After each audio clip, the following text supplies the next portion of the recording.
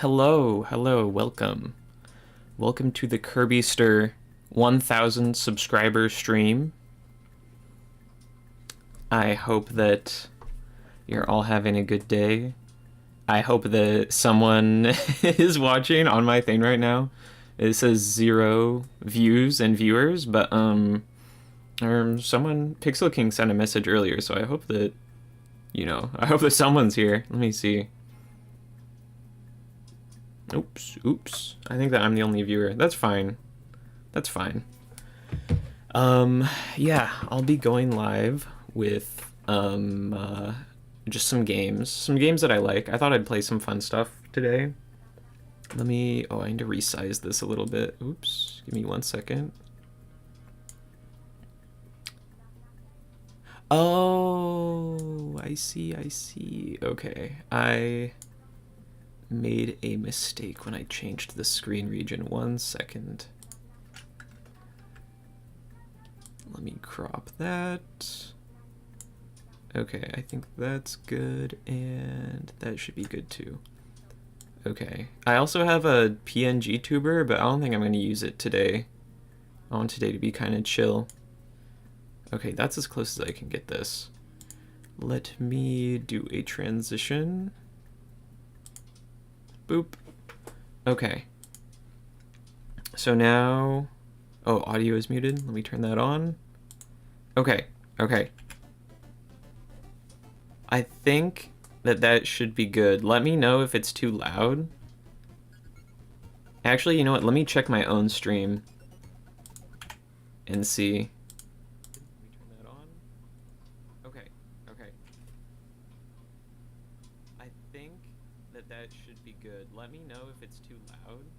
Oh, that's super quiet. Okay. I wasn't expecting that. Okay, let me turn the audio up actually then.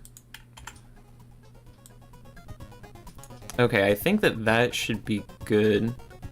Yeah, just let me know if the audio is off or anything. Wow, that blue bar, that's just in the game, huh? I played this game kind of recently. It's really cute. I like this game a lot. It held up a lot better than I thought it would. I hadn't played it in a very long time.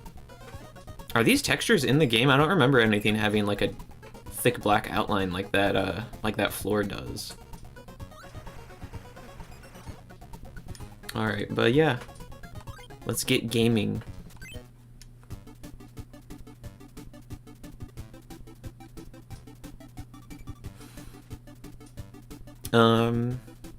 So yeah, 1,000 subscribers. So guys, we did it. 1,000 subscribers.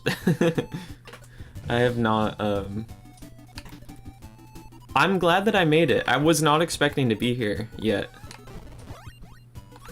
That Paper Mario video I made really took off, which is awesome. I was not expecting it to, because I made that 1,000-Year Door video. Oh, you can't double tap jump to fly. You have to do up.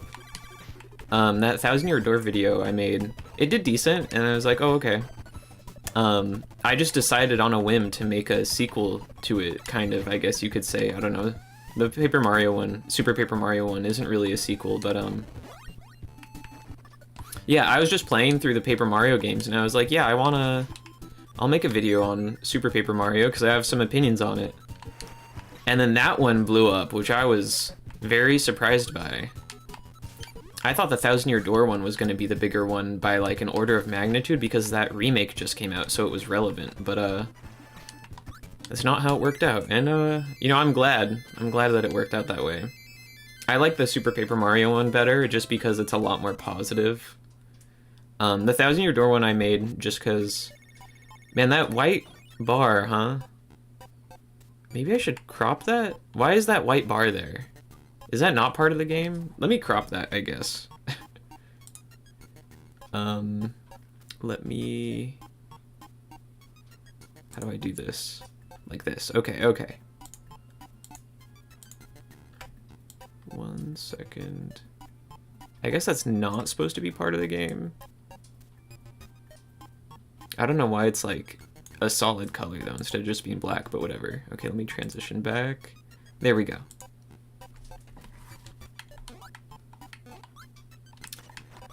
But yeah, I like that video because I'm a fan of that game. I think it should be appreciated more. Dude, is this what this game actually looks like? I swear it looked different when I played it. Oh, you know what? Maybe it looked different because I was playing it on my Wii. Maybe the colors looked different on my TV in the eShop version or whatever. Cause yeah, I don't remember there being such high... Yeah, I thought it was like that, like this, where the outlines are like, you know, just a dark red or something, rather than black. Or maybe they just, oops. Maybe they just changed the colors in different areas and only the first one is black or something. Jeez, he jumped high.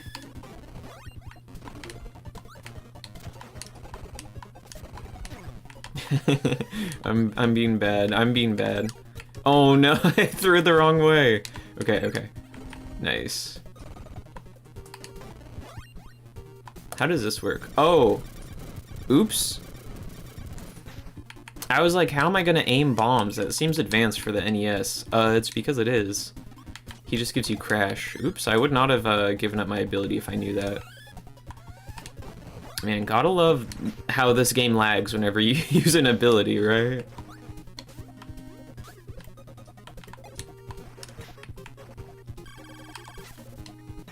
Whoa, that was sick.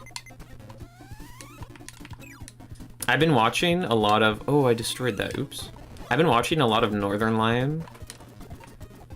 I only watch bits and banter, though, so I might be behind on, like, the lore.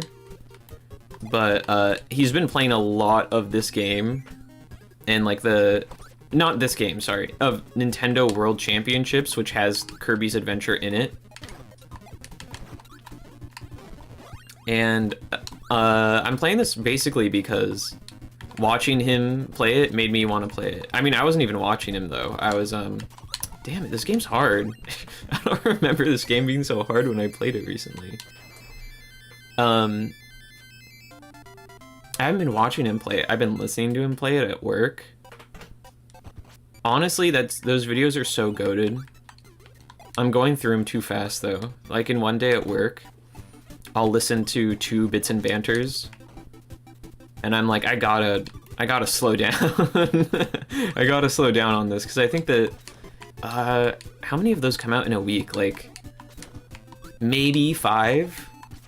And I'm going through, like, 10 of them a week or so. I was watching one while eating breakfast today, and I was like, I gotta turn this off. I gotta save these for, I gotta save these for when I'm at work. Yeah, not Isaac. I'm gonna switch to Isaac later. There's no... Right now on the docket, I have this game, Isaac, and there was something else. What was the other game on the docket? Wait, let me look. Also, welcome to the stream, Kodal. Oh, Emerald, yeah. I'm gonna do Emerald Rogue, too. Perchance. Emerald Rogue runs are really long, so if I do it... I might do like the... I know that there's like a quick match version or something. Which, oops. I will probably do that. If it's unlocked. I don't have my main save file on this computer. Treasure the bits and banter. They are limited in supplies. So true. Oh shit, I should have... Oh, I should have put chat on screen. Oh well. Dude, I'm dying. YouTube emotes are so ugly. Dude, that one looks so ugly. Oh shit, I almost died. Okay. I should do a no death run. So far I've gotten down to 1 HP like 3 times. Bro, this game is hard. Game's so hard, bro. But yeah, no, bits and banter. I love bits and banter. I went back and was watching the first one. For anyone who doesn't know, bits and banter is just like Northernlion highlight videos, basically, made by his unofficial editor. And bits and banter is just like, yeah, all the best moments of his streams. I ran out of new ones to watch, so I went back and watched the first one, and they only go back 2 years, so there's not a huge stockpile of them or anything. And I was amazed that the one from 2 years ago, like the first one that was uploaded, it literally sounds exactly like the one from like this week. He's talking about the same exact stuff. I was flabbergasted. He was still talking about the Cosmic Crisp apples and not overnight oats. That's a new thing on his stream, but I don't know. That's I've been watching so many of them recently, and in all of them he talks about the same exact stuff, and I was like, I have no idea how I've never noticed that before and never gotten tired of it. But no, it's funny. I didn't know that the Apple thing had been going on for 2 years, at least. Because if you asked me 2 days ago, I would have said that that was like, he just started on that like in the last 2 weeks, but apparently not.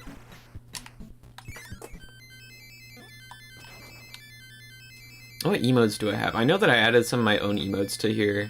I spent like all day after work one day setting up like my YouTube stuff.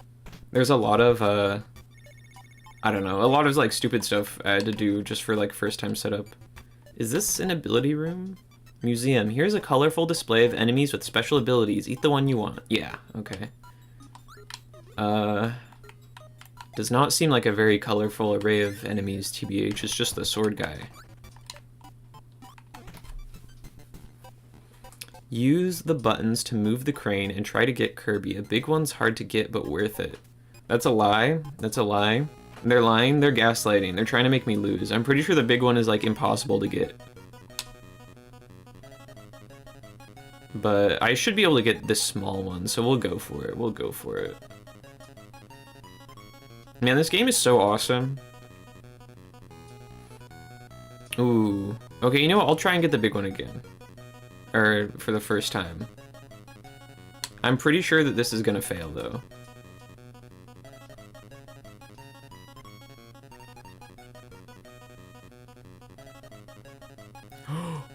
Yo, let's go. Poggers? It's worth 2. Okay. I'm not anticipating running out of lives, so I'm not stressing it. Could have gotten 1 extra life there if I was being chilling. Man, NL was not wrong. Why did they make double tap jump not make you fly? That kind of sucks. You have to press up. Oh yeah. I like forgot I forgot that this guy would be here. Yeah, that's embarrassing for him. Why did they make this boss so easy? He literally didn't even attack. Sheesh! 4 concurrent viewers? Let's go! Let's fucking go! That's like... that's really good compared to my Twitch streams. On Twitch, normally it's like, 3 would be like a really good day. That's freaking poggers, man. Yeah, I love how this game looks. This game, if it weren't for the lag, I could see it being, and if it had multiplayer, I could see it being like a contender for best NES game along with Mario Brothers 3. Because this game is so far ahead of its time.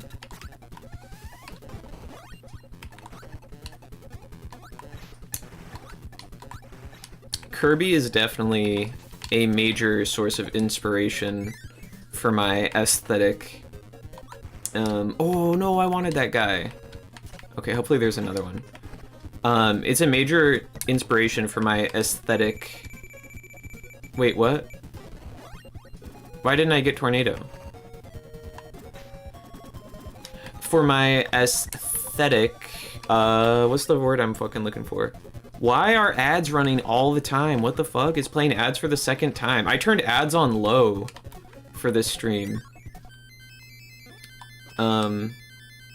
What's the fucking word I'm thinking of? I I get so frustrated when I have like, I know that a perfect word exists for what I want to say, but I can't think of it, and then I spend like 10 minutes thinking of it, and then when I finally remember what it is, it's I'm like, oh, that word actually isn't that good to describe what I'm thinking of. It's so disappointing. But I don't know, sensibilities is the best thing I can think of, for lack of a better word. Like the thumbnail for this stream is like, I think, very clearly inspired by Kirby aesthetic, with all the stars and the bright pastel colors.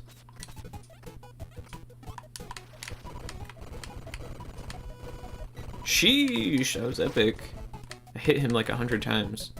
I'll take this. Hopefully this level is designed for wheel. Yeah, I guess that's what happened. Because the umbrella guy did disappear, but I feel like I wasn't even close to him. This ability sucks. I can't jump while in the wheel or do anything other than just turn around. Wow, these levels are really short. What? 7 viewers? Let's fucking go. Let's fucking go. That is epic. We are fucking gaming today. Alright, now that I know that the big one's not impossible to get, I'm gonna get him every time.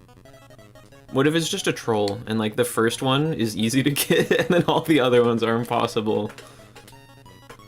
They condition you to think that you can get it.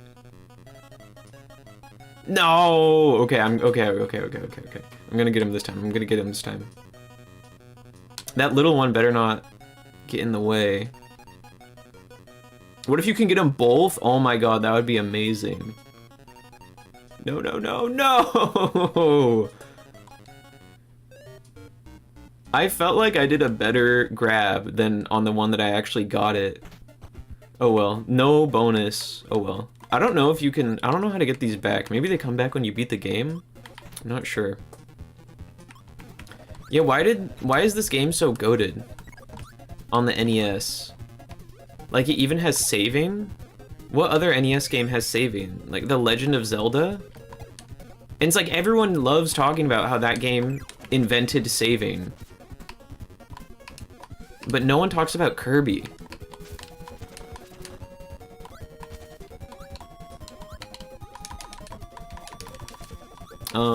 Oops. I don't know how to get that. I think I need beam or something. Oh well, I'm not gonna worry about getting all the secrets while playing today. I did that when I played it, earlier this year, and that was fun, but I don't feel the need to do that again. We're just chilling today. Yeah, Mario 3 doesn't even have saves, which is crazy.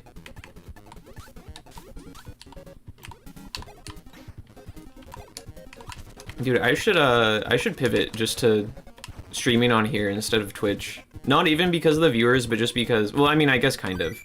Because, oh, I almost went down there and died. Because my audience is all here and not on Twitch. Twitch probably would have better discoverability for streams, but I already have like 1,000 people here, which is epic, Thank you for subscribing.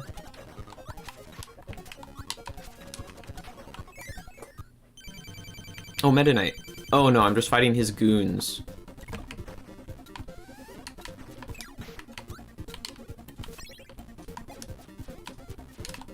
Very easy.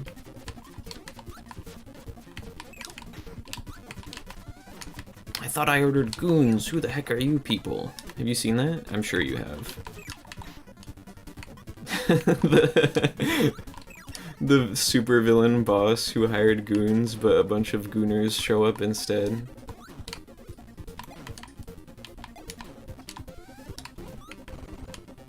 This game is so cute. That little portrait, how it changed from normal to nothing when I ate a guy that doesn't have an ability. Does it do that for everyone or just those mini boss guys? Oops.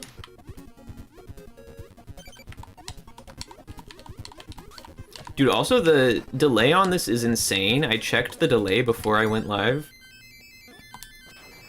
And there is I was doing like 1 Mississippi, 2 Mississippi, 3 Mississippi. There's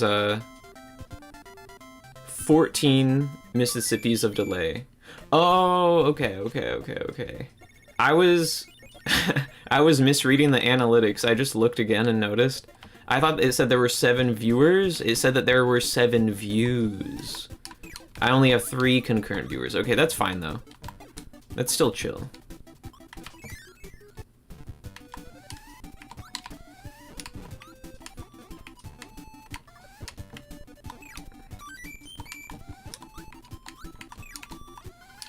What are these silly guys?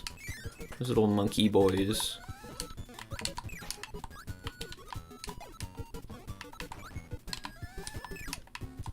Bro, what? It's playing so many ads. Dude, Ethan, are you seeing all the ads? Or is it just playing them for like new viewers or something? Because this is the 3rd time it says that there's an ad playing that I can see. If it's playing them for like every viewer, that's balls. I should like skip them or something. If it's just when people come in, like that's whatever, I guess, like for just them.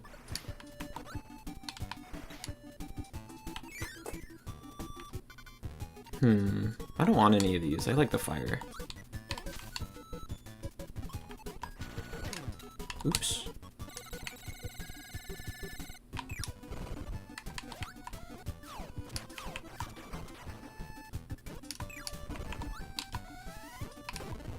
They play when you load? Okay, that's what I hope, yeah. I hope that's not like everyone who's watching has seen 3 ads already. That would be mega cringe. Welcome to the stream, by the way, Timothy. Thanks for coming. Oh, I love this thing. I don't think this ability's in any other games. It's super cool. I think in Kirby Superstar they made this guy just give you like the beam, which is kind of lame. Shooting the laser beam is awesome. Oops, I'm bad. No, no, come back, come back. Aw, bummer. It's okay.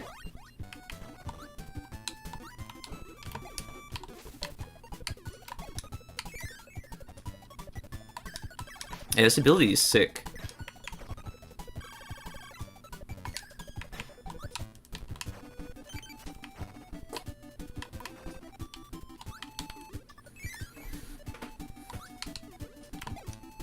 That NES World Championships game, though, I do not understand why it's $40. It seems really bad, honestly. I haven't played it, but I would definitely much rather, you know, like buy the games that are in the pack or play them for free on the Nintendo Switch Online service, or, you know, for the subscription fee, whatever, then, what is this?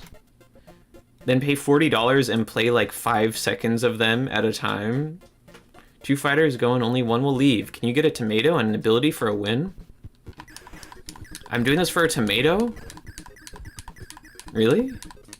This seems very easy, and also trivial. This seems very easy, and also trivial, and also not hard. But whatever. What I meant to say was easy and a waste of time. But you only had to fight 1 guy. I thought it was going to be like a volley. I thought it was going to be like Isaac, where you go in the boss trap room when you only have 1 heart, and then, oops. And then you fight like 3 bosses, or no, 2 bosses. Why did the boss trap rooms used to be so bad before Repentance? Dude, I'm throwing. Okay, whatever. I don't even want the parasol. When they didn't have guaranteed items in them, or even gold chests, sometimes it was just like a regular chest.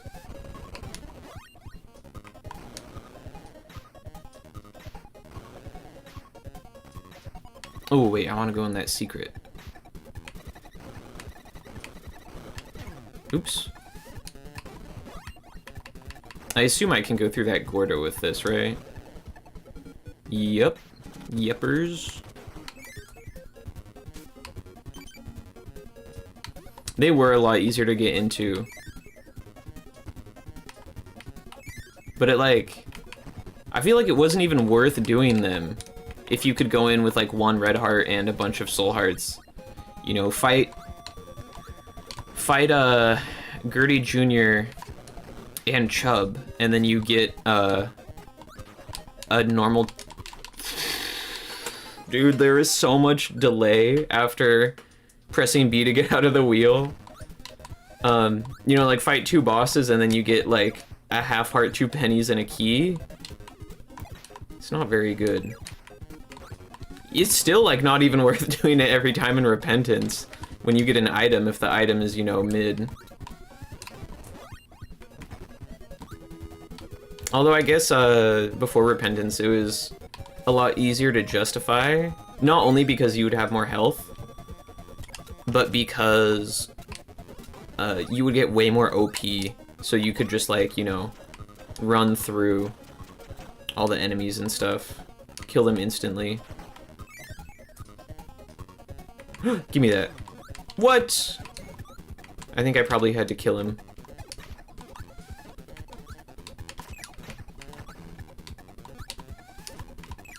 This definitely has to be the best looking game on NES, right? It's so crazy. This is on the same console as Super Mario Brothers.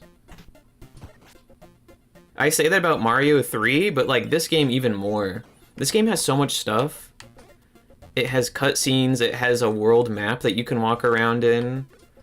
It has the copy abilities. It has these like special event rooms you can go to and the crane mini game and stuff. This game is so awesome.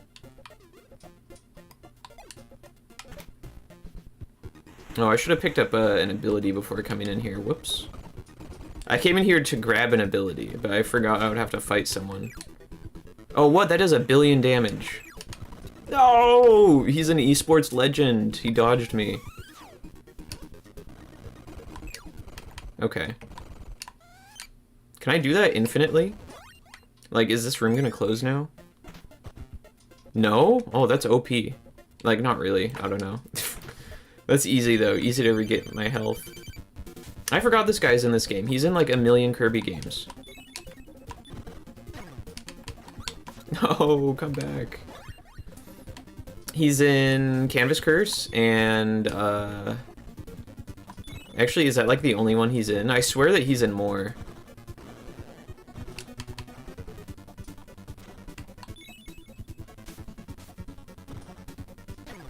Oh, damn. Okay. No! I wonder if that bomb would have had Crash. Mike? Easy.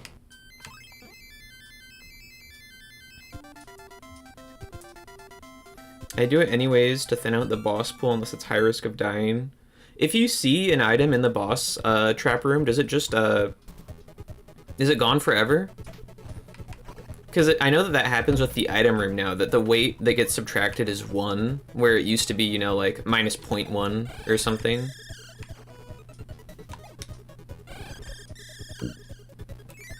So true, it's the painter from Castle Crashers.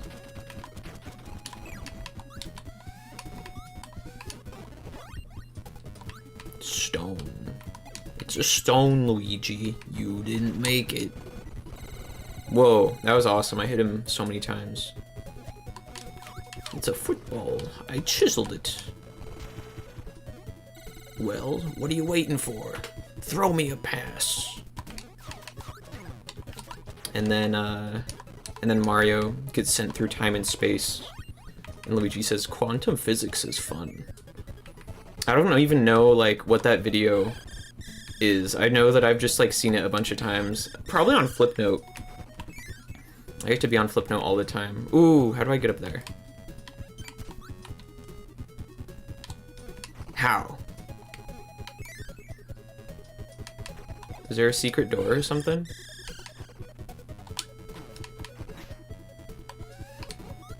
I don't know. If it's range up and I have 10 range, I won't touch it. But if it's booster pack, you'll get it to see the cards. Booster pack can be kind of good, yeah. Oh, that one was trash. Dude, how long is this game? How many worlds are there? Oh, that must be orange because it means that there's that, giant mushroom that I can press.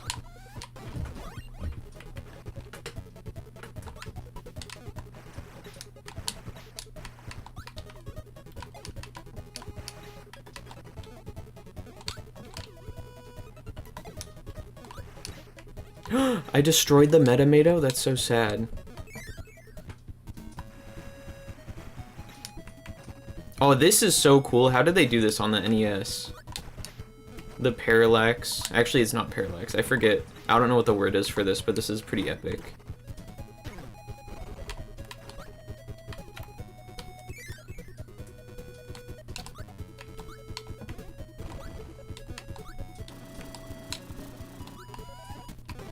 Oh wait, needle? What does that do? I want to try that one.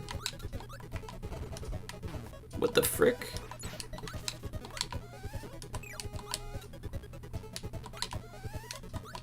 What? Let me eat you. Get bored. That animation is so clean. It's so fluid. That looks so crazy good for an NES game.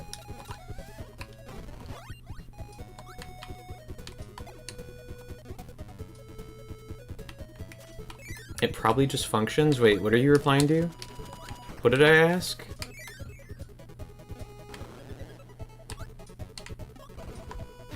This seems like an awful ability to have in here. We're just gonna kill this guy.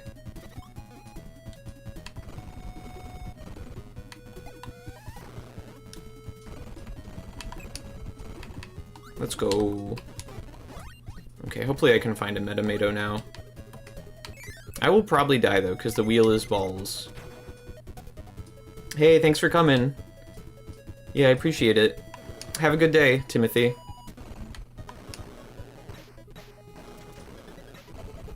Oh, okay, wheel's pretty nice here. It's making this section easy. I will get rid of it now. Okay, I can tell I'm about to get trolled.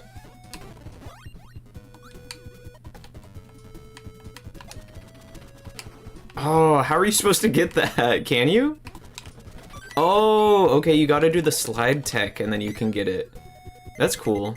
Okay, I should have experimented on the 1-up first. Yeah, because I'm dead.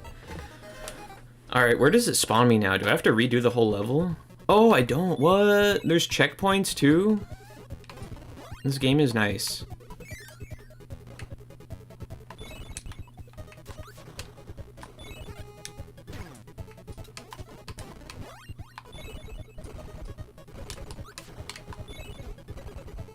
Awesome. I'm gonna grab this ability even though it's cringe, even though it's balls. What am I doing wrong? I feel like I do that the same every time, and I've gotten like 2, 1, and 4. Man, it is getting hot. I would have streamed earlier. I would have liked that better, because it would have been less hot, and I think I'm gonna get like pretty sweaty this stream, honestly. But I'm pretty sure everyone would have been asleep then, so I didn't do that. Oh, I forgot I have an ability, not just a normal Kirby. Backdrop, silly ability. This is probably worse than simply eating something and then spitting it out. Yeah, honestly, like, goodbye. I want high jump instead, even though this one's like even more cheeks. Oh, thank you, real abilities.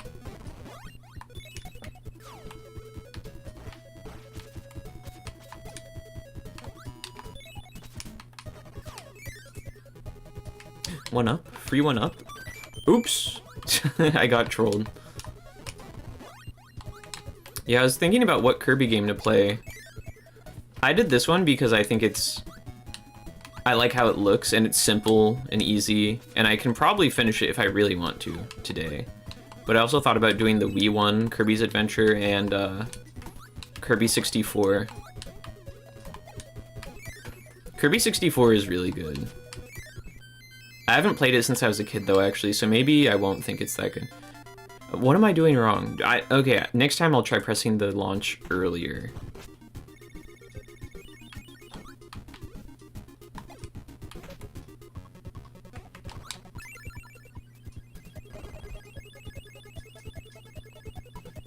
Wow. Fancy.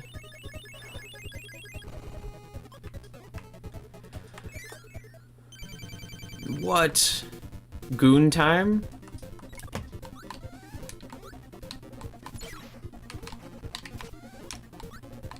Gooning as usual, I see.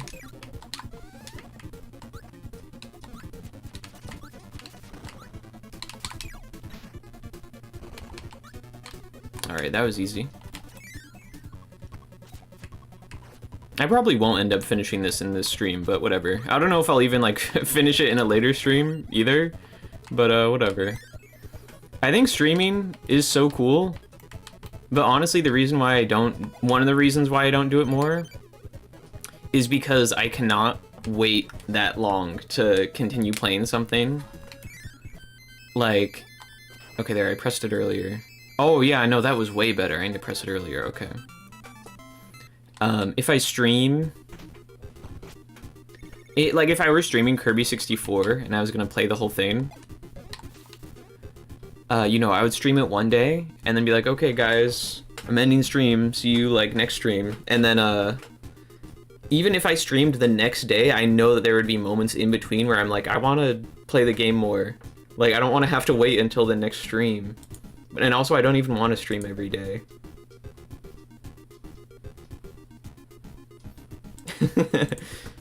I just read your message on Discord, Ethan. I don't think that... I don't think it matters. That's funny, though. When the enemy draws, press A. If you press too soon, you get a penalty.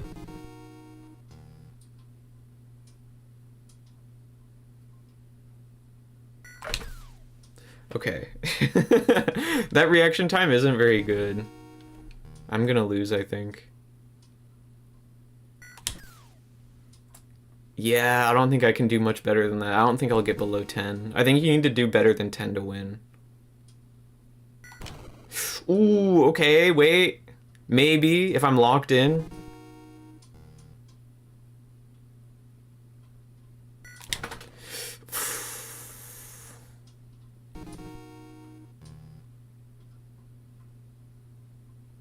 No, okay, I would have won if I got the 0.9 there.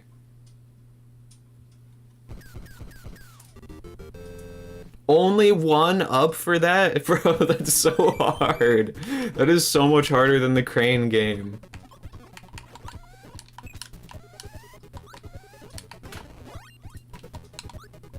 Oh, hey. I almost missed that.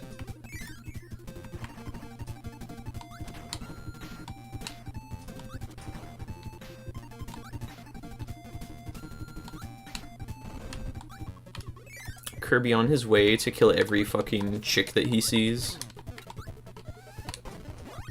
Kirby creating the bird crushing machine that they use in chicken hatcheries.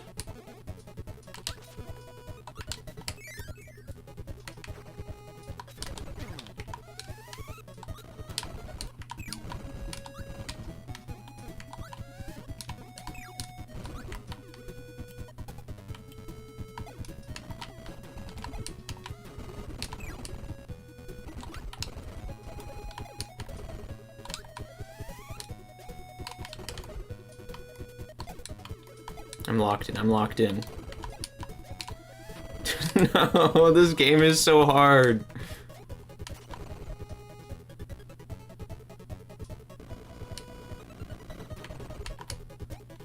That is embarrassing. No, he's so good. Okay, I just need to wait. Okay, okay, that was embarrassing.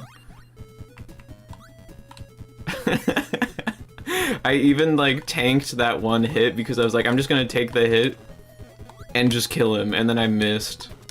That was awful. Okay, it didn't matter. I got a Metamato.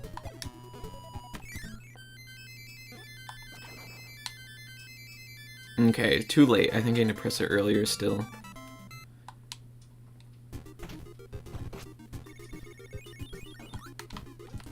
Man, NES games can be really pretty.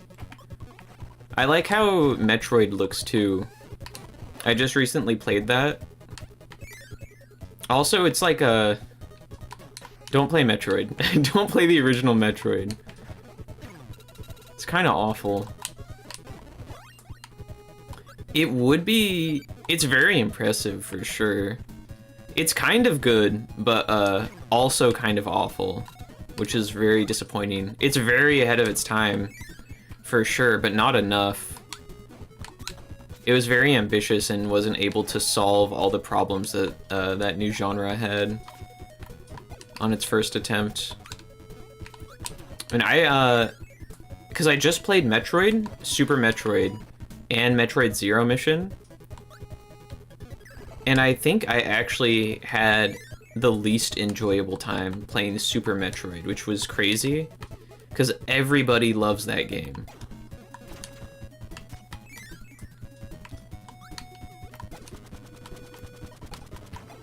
Oh, okay, cool. Yeah, I just didn't like it that much. It was okay. I had more fun playing the original one just because I have a lot of nostalgia for it. Because I tried beating the original Metroid a ton of times as a kid. It was one of the like 3 NES games I had as a kid on my like real NES. And I never got much further than getting like the morph ball, basically. I would get the morph ball and the bombs, I think, and probably the long range gun. I forgot that was even a thing when I was replaying it as an adult, but probably that too. And I think that like that was it. I don't think I ever got the ice beam.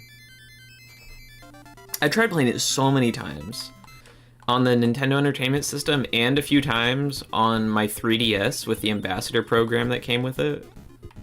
What is this? Oh, this is probably a warp zone to go to like the previous world. Okay, I don't care about that.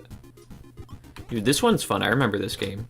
Press the buttons to make Kirby's mouth open. Try to eat eggs, but not bombs.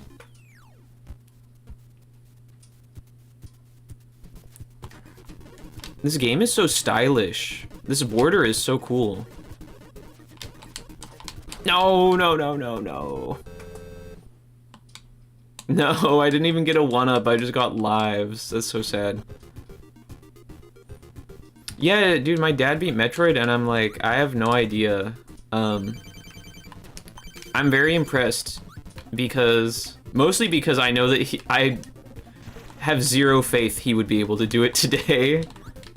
But I guess as a kid, you know, he probably had a lot less stuff to be doing. Was more interested in wasting 100 years looking for the unmarked bombable wall in Metroid.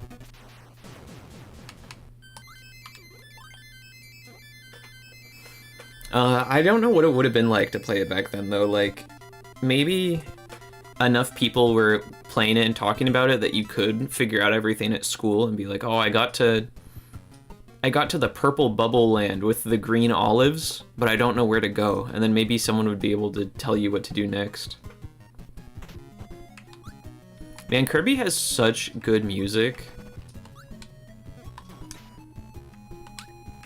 This game has nice music, but like the other Kirby games, I think especially, have really good music.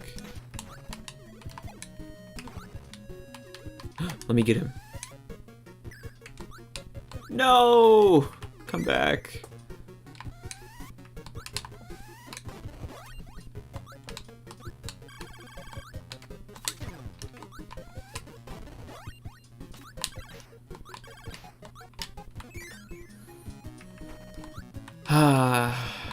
UFO, UFO, no, no, no, no. Yes, no! No, the beam, no! I wanted the UFO, he's so rare. There's another one? Oh, it's too late. Is there gonna be a third one? No. The second one, I don't think I could have gotten him though, because he was like above a pit. I wouldn't have been able to swallow him. This is so pretty. Oh, ball! Ball Kirby! Yeah! Man, this ability is really bad. Like, really bad. I don't know if you can even damage anything with this. You also can't jump when you do that tiny bounce. It's like Frog Mario. It's really bad. I will go ahead and not use that.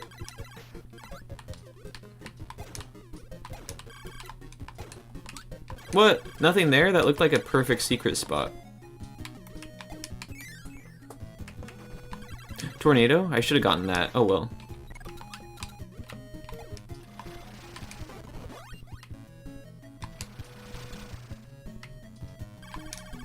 Oops. Maybe I shouldn't. Light? I don't need that.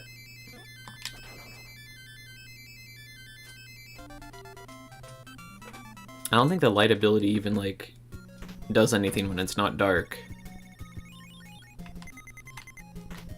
I will definitely be dying in this level. Unless there's a Metamato nearby.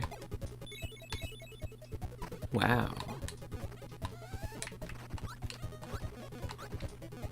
Oh, I can walk on the roof. Okay. I was not expecting that.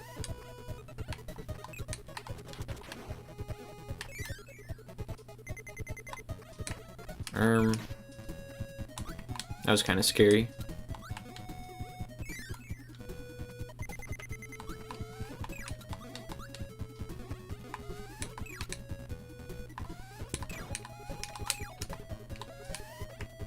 No, he's dying. He drowned. This is so sad. Oh, you can swim? I didn't know that. Very slowly. You're very heavy when you have something in your mouth.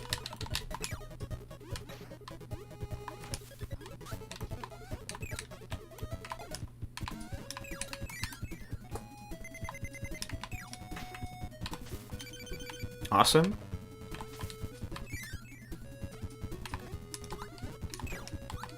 Well, now where do I go? Oh, that wall got closed off. I guess this way then.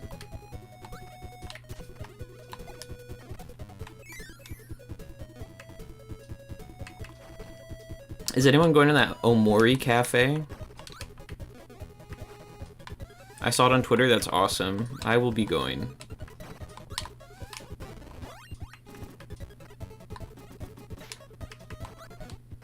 I was really into Omori when it came out. I definitely think it's good, but I don't know. I don't remember it as fondly as I would have expected based on how much I liked it when I was playing it.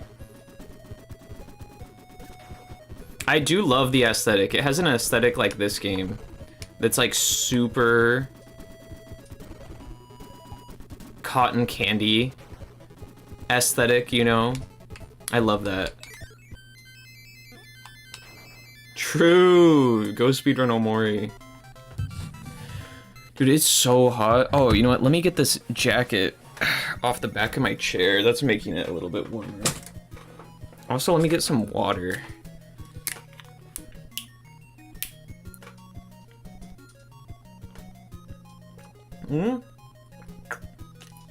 Holy shit, I've been live for an hour already?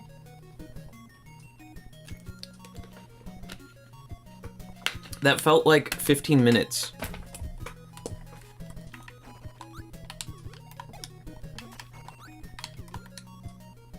No, I was gonna do that. That minigame is too hard. I don't wanna get wrecked at it again. Oops, I did not remember that I had Spark. Oh, that was close. Oh, that was easy.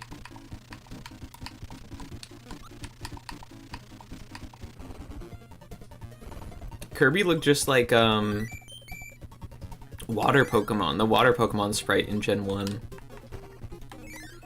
The little, like, seal guy.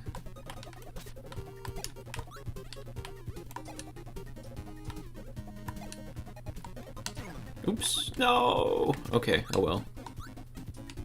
I will simply continue as Holeless Kirby.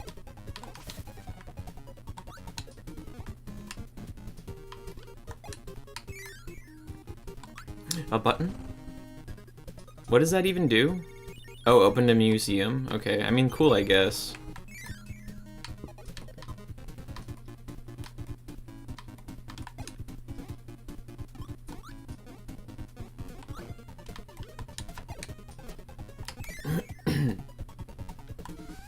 What, you finished Omori? Explain the ending to me. Omori ending explained.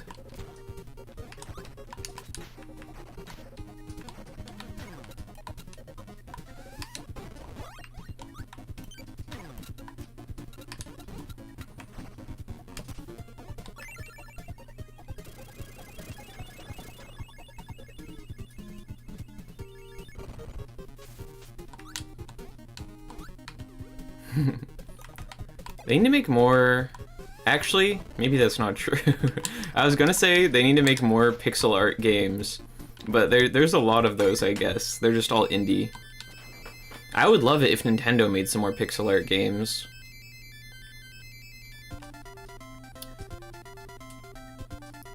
I know that some people hate, like, indie pixel art games. And I think that largely, I really disagree with, like, that being an overplayed and uninteresting and budget art style. I mean, it is budget, but for like budget as in it's less expensive and not as in it's bad. Because I think that it can look really good, but sometimes it does look bad, which is rather unfortunate when that's the case. I hate it so much, like in Crawl, which is this multiplayer competitive roguelike game. In that game, I hate pixel art when the human characters have realistic proportions.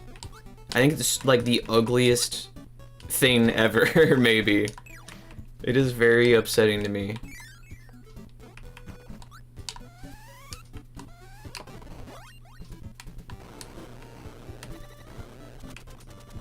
And I feel like I only ever see that in indie games, which perchance that is something that they're getting at. Dude, I got wrecked by this. I'm pretty sure I was supposed to beat that. Yeah, I bet there's like probably a button back there or something.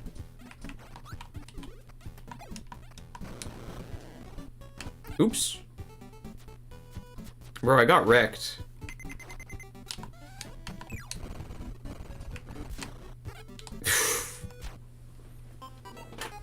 This game is hard. Game is hard, game is hard. Okay, give me beam.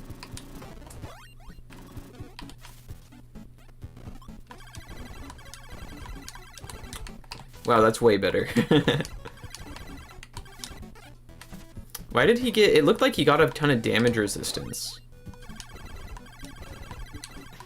Why does, like, every time I hit him, it does less damage? IDK. What does he give me? Is it ball?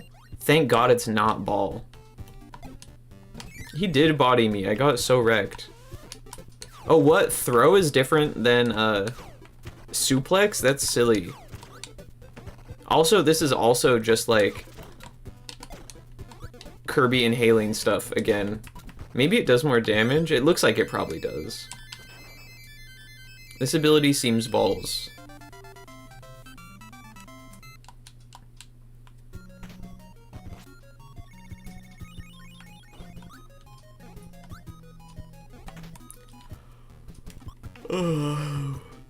Perchance, I will switch games after this world. I'll look up how many worlds are in this game. If I'm almost at the end already, I may finish it. But I don't think I am. I think I'm like maybe halfway.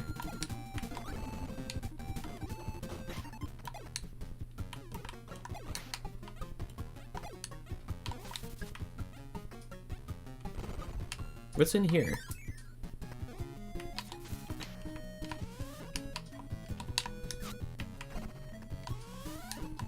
Oh, I think I need wheel for this. That's probably how I get across those spikes. I'm not even in the same room as that, though. How do you get in there? I don't know.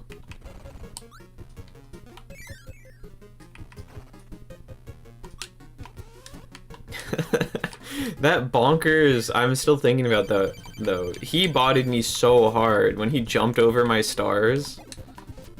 What? Bro, if I was just inhaling him, he would have not been able to hit me. That ability is balls.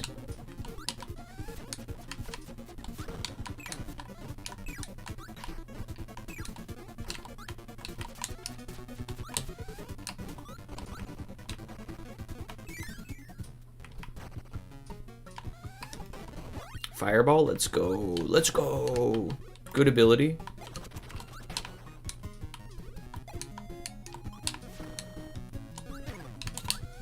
No, come back, come back. Okay.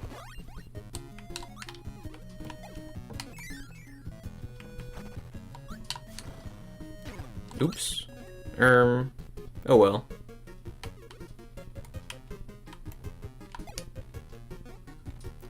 Man, I do wish this game didn't lag, though. It lagged on the Wii, and I think I thought that that was probably a Wii Virtual Console thing, but it looks like it's just, like, in the game. I know that NES, like, Championships also has lag, which is unfortunate. In that game, it's kind of cool, though, because the lag is, like, an obstacle, since it's all about speedrunning. So, like, you want to kill the enemies before they create particles that cause lag. Dude, I'm already in World 4? What? Let me try and get a Metamato.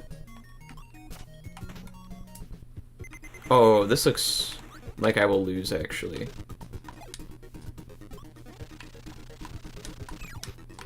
Ooh, okay, that was close.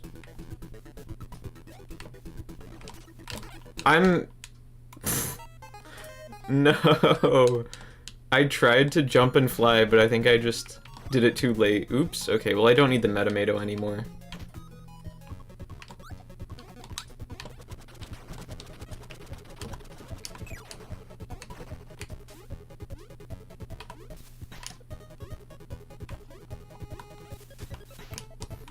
I wish that I was Kirby. He is so awesome and cute.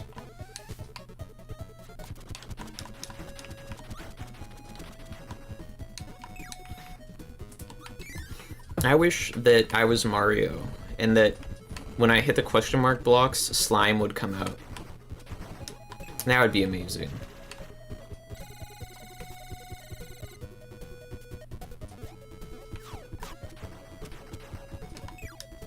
What? He needs another hit. These health bars be lying, bro.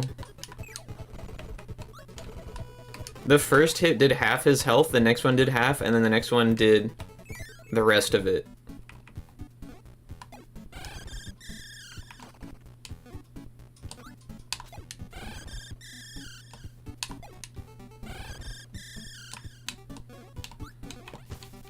Oh wait, aw, I actually wanted light that time. Okay, that was awful. There is a little bit of startup on the suck. So it's not as bad as it looks, but I'm definitely underperforming a bit.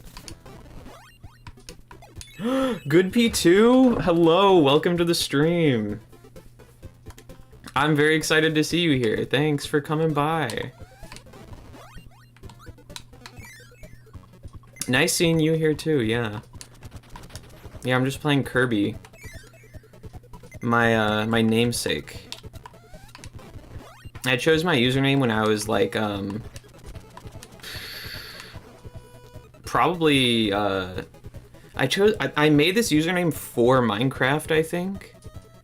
That was probably when I was like 11 or 12 I did that. Oh, okay. I knew that this was gonna be, it was gonna troll me if I did it in the order it looked like you should do it. Okay, that's cool. I got the one up. Yes. That's my friend. He knows who you are because I've told him a million times that he should play Eclipse because it's like one of the best games ever.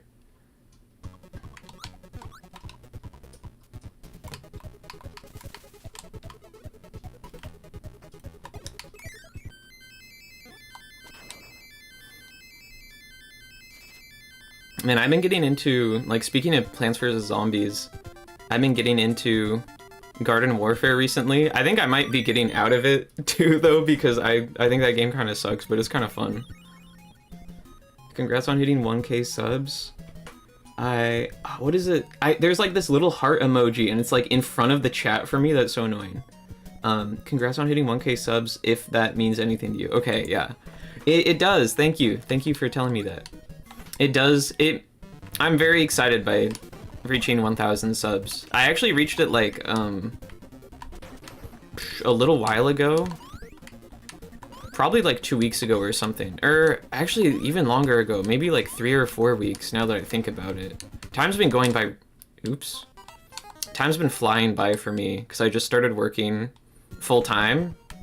And that just makes like the week disappear for me. But yeah, I hit 1,000 a little while ago and I've just been like kind of planning and like preparing a YouTube stream. It's not even like the stream is impressive or anything, it's just I had to get like the first time stream set up out of the way. And the monetization and stuff, because I unlocked that at 1,000 too.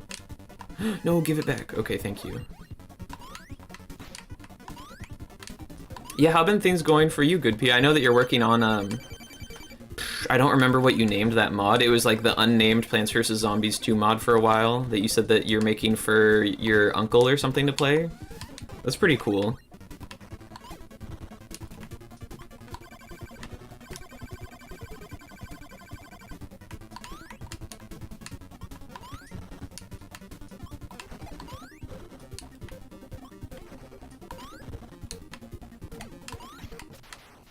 That was a cool boss. I liked getting to use the high jump.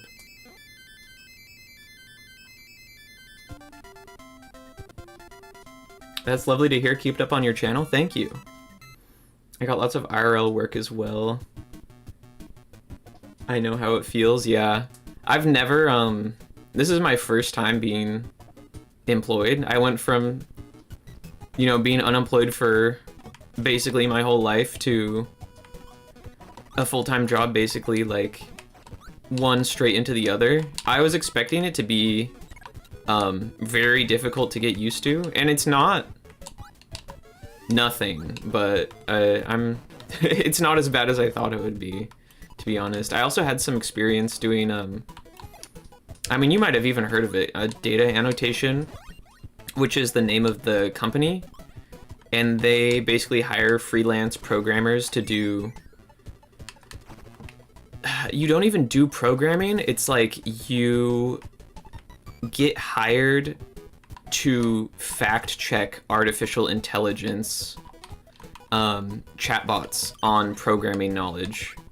And I did that for a little while before I got my full-time job, which was interesting. It was hard to stay motivated though, because it's like really weird, and the whole time I was working there, the whole time I was doing freelance for them, I never spoke to a human. Like, everything is managed by machines, or the only time that I think I ever like directly, it wasn't even directly, the interview thing where I was like signing up for it because you have to take a test, a programming aptitude test to get in.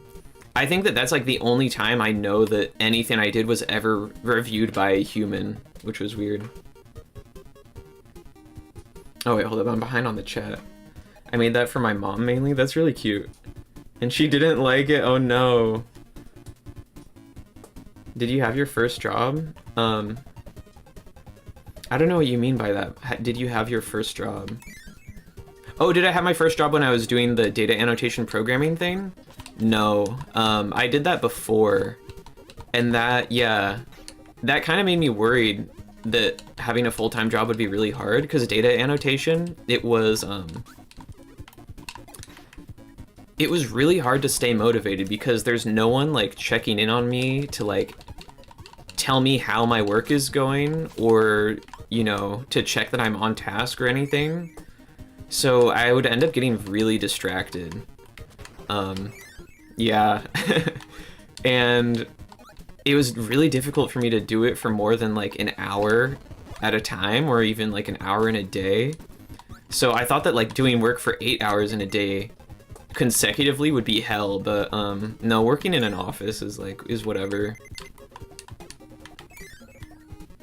This is the first time you've heard about it? Honestly, if you think it sounds like it'd be like you'd be down with that kind of work, maybe you should look into it. Because I've been telling some of my friends to do it too. Because I know, yeah, like obviously you're a programmer, and you'd probably be good at it. It paid really well. which is also like made me disappointed that I didn't have the motivation to do it more. It paid $40 an hour on the jobs I was doing, which was like crazy because they don't, like I said, they don't check up on you at all. So like they're not making sure that you're being productive or anything. Yeah. It's legit though, yeah, I did get paid by them. It does sound sketchy. It sounds super sketchy. Why did I even... Because I know I applied to it on like a job recruiting board, like Indeed or something. And I checked it out because they were one of the only people that... Only jobs that like... contact me back. Finding a job is so hard right now for programming. But yeah, no, I don't know what convinced me to do it, that like it was legit, because I know that there's a bunch of job scams, but yeah, no, it was I'm glad that I at least had that opportunity to make some money before I was employed full-time. Because I was really stressed about money at that time, because right before they accepted me, I pretty much, like, my parents were like, we're gonna start charging you rent now. And I had no income, so I was pressed about finding a way to make income, because I really just hated losing money every month. Because I have some money, but it's all just stuff that I've saved like from birthdays and stuff literally my whole life, because I hate spending money. So yeah, just like losing money every month to rent sounded I hated that idea.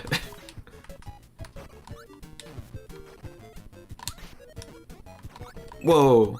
Dude, what? I was so fast. That was crazy. Slope jump while I was like heavy, and it made me jump super fast. What? That was cool.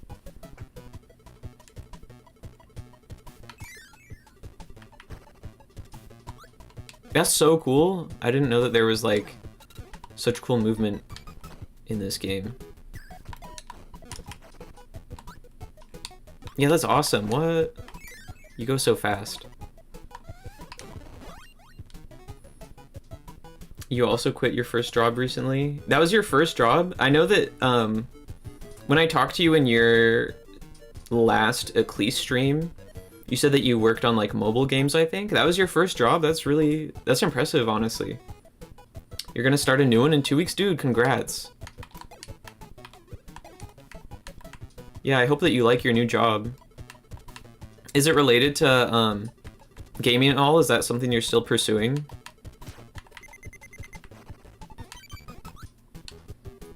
Because I still, like, if you ever made your own independent game, I would be so excited to play it, because Eclise is really amazing. Like, if you made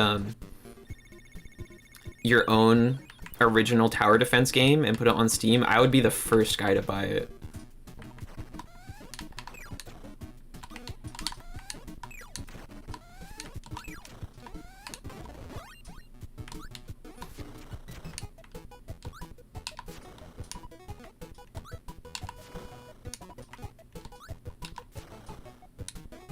Oh, that was close.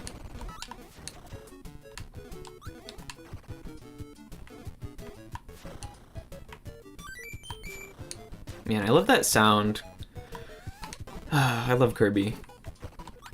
I know that that's, I think that's like my follower sound or something. I set up alerts. I haven't noticed any gone off. I might have just not gotten any, yet from this stream. But I think that or it's just some of them, yeah. Some of my alerts are like Kirby themed. Oops, I was glancing at chat.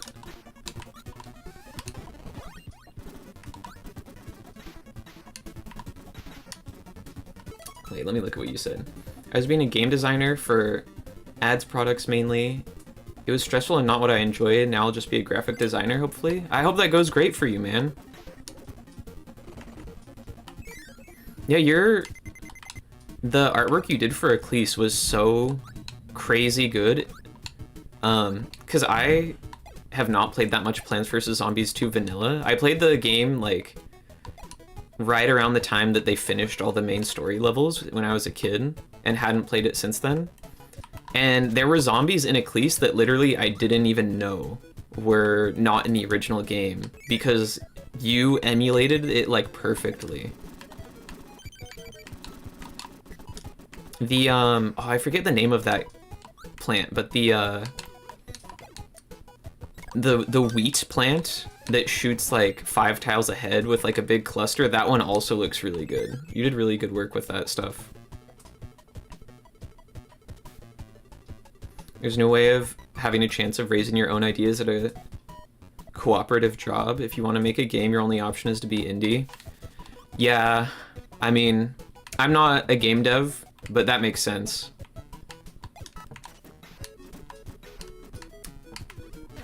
But if you ever did go indie, definitely, like, let me know and I will buy that game. I would be so excited. Honestly, I think that some of the best games come from indie. Like, oh man, I've been playing this game for a while. I was gonna switch earlier, but I think this is a good game to chat with, so I'll stay on here for a little while. Another game I was gonna play this stream, Pokemon Emerald Rogue, I feel like is basically the best Pokemon game. One of the best ones for sure. And it's like an indie project. It's a crazy good Pokemon Emerald ROM hack. And I'm like, this indie dev made this whole thing. I mean, she didn't make all of it because obviously she used pre-made assets and tools that were made by other users that are like just available online for anyone to use. But it's like she did so much stuff on her own and made such an amazing experience that they just like don't do at the official company like Pokemon or Nintendo or whatever. Indies make really good stuff. Yeah, no, the words on Eclipse, of course, dude, that's one of the best games ever. That Eclipse is probably in my top 10 games of all time.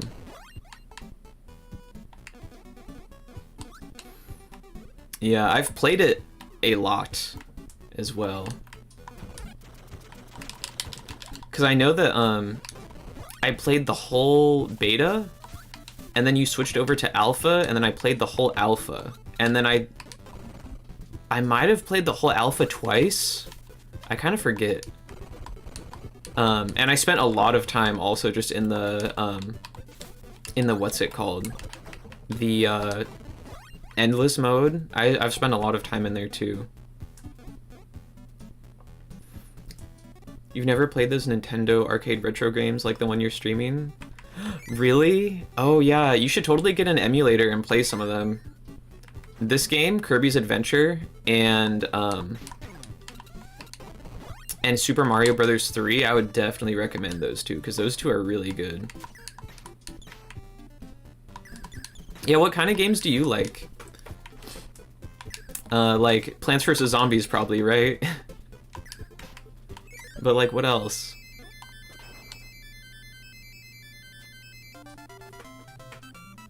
I've played a lot of retro games. When I was a kid, I was really big on playing like every Mario game and every Kirby game and stuff. Those were probably, yeah, those were probably my two favorite franchises as a kid. I have an NES, a Wii, and a Game Boy Advance, and I played like everything that you can play on those that were in the main series, like Kirby. Oh, and DS and 3DS, yeah. Because there was so much. Like, I remember going through every Mario and Luigi RPG, and that was just like a lot of fun. It was so much fun as a kid when there were like still like, you know, so many new to me video games that I'd never played before. Like, oops, okay, almost died. All those Mario games and stuff. It's like not as magical anymore because I've already played all of them now. So I have to wait, you know, a really long time to get any new ones, if any at all.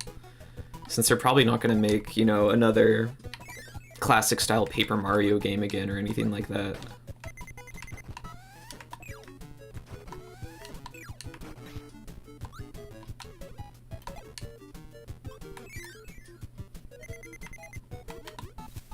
This is a puzzle. I forget what you gotta do here. I remember getting stuck here. That was a terrible sound. I remember getting stuck here when I was like completing this game earlier this year.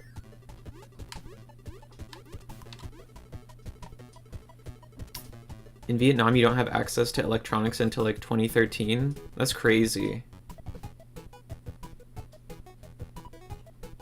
Anything on the internet, at least.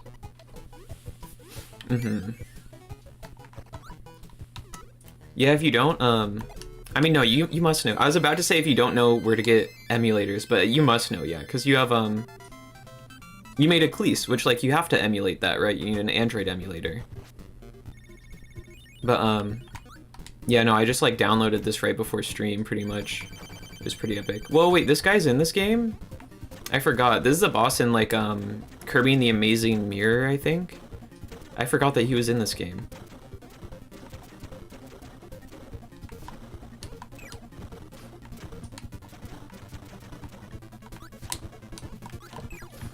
Yeah, I think it's really cool hearing about how people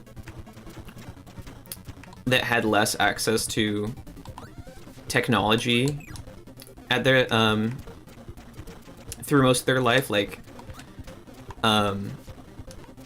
come to become really good at it. That was like phrased really badly, but I think you know what I mean. I had a college classmate, and he told me that he like didn't have that was close. I almost lived that. He was telling me he lived in like a super rural town, and he'd like, I think he said he like didn't have a home computer or something, or he had like a really old home computer, and somehow he became like a really good programmer. He is well, I was in a lot of classes with him in college, and he's like the most dedicated.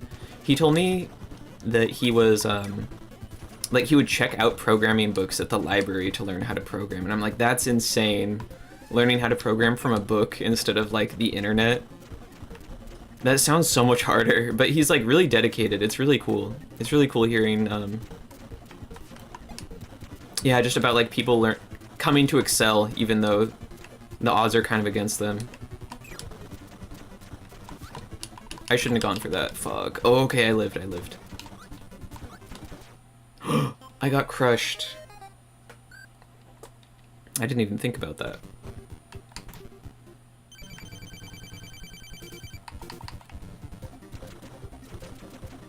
Sorry, I was just rambling. I'm a rambling, gambling dude. Don't worry about it.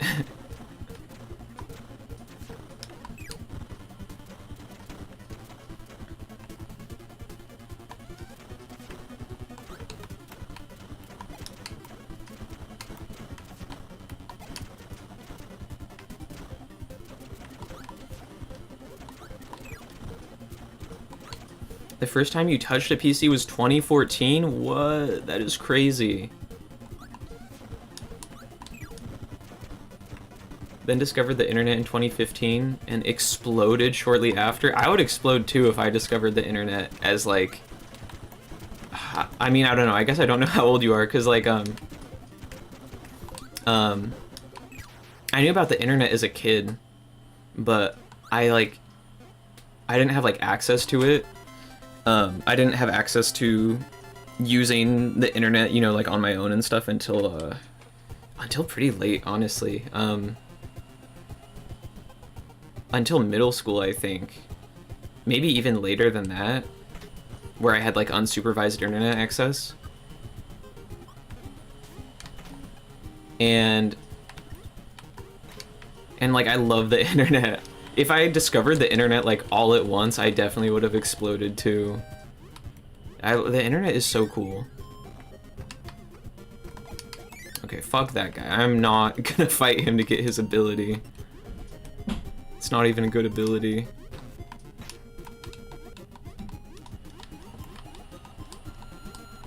That's crazy. That's crazy though, yeah.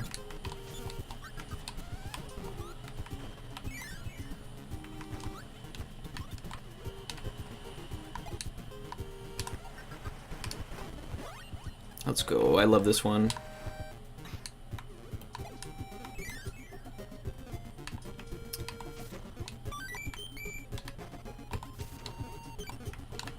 Oh, I remember getting stuck here too when I was 100%ing this game. I forget what I need to do, but oh well. I will simply not do it. I should look up how much longer this game is, because I think now might be a good time to switch games. I'm the same level. I'm 24. That was a long time ago. Oh, that's crazy, dude. You're the same age as me. I'm 24. I assumed you were older than me. Dude, that's... Man. That's so cool that you've done so much and you're only 24. And you, like, didn't even have the internet for, you know, most of your life.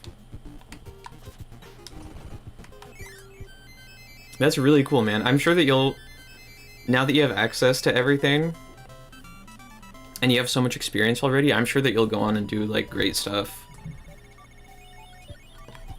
Okay, wait, let me look up how many worlds are in Kirby. Also, I'm sweating so much. It's so hot in my room. How many worlds in Kirby's Adventure? 7 worlds? Oh, I'm almost at the end. So I have to beat World 6 and 7?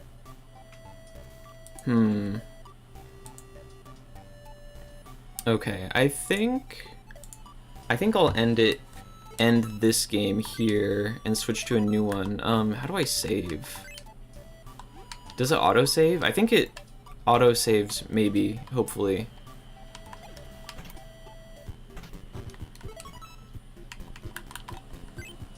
Yeah, I don't think I can quit to main menu. I'm gonna hope that it auto-saved. I can also make a save state, I guess.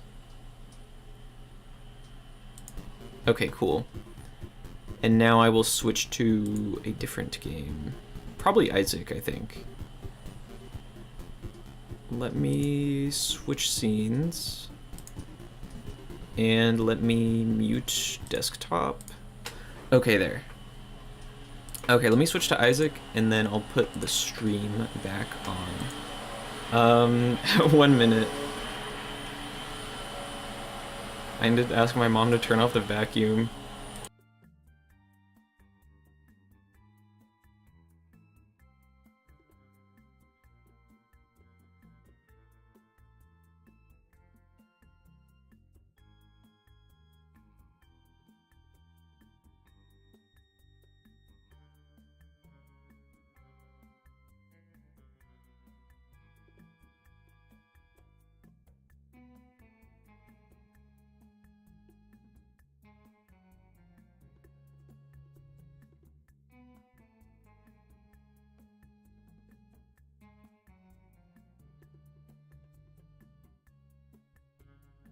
Okay, I'm back. Have I played that game before? Yeah, not in a while. I played the whole thing like 3 or 4 months ago or something like that. And then before then I played it when I was a kid, but yeah, I don't think I'm that good at it. The game I'm putting on right now I'm super good at though. Maybe not as good as I'm not in my prime anymore though, so maybe it won't look that impressive. I'm gonna put on Isaac. And hopefully it works fine. Also, I'm gonna probably turn off some mods. Also, it's gonna take a minute. Isaac takes a while to open. Thank you though.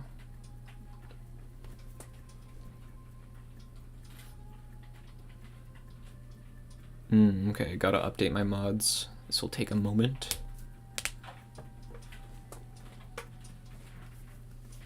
Yeah, no, I play a lot of games, so I'm really good at like a few games.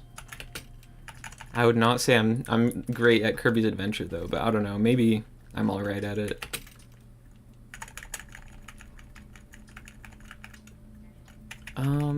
I kind of feel like I wish that you could put on mod folders in Isaac. I kind of want to play with like just one of them, but I have to turn them off individually if I want to do that.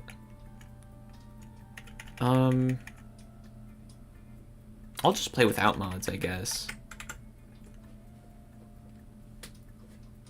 Your tier height is too high to hit any rocks? That's crazy. How did you get such high tier height?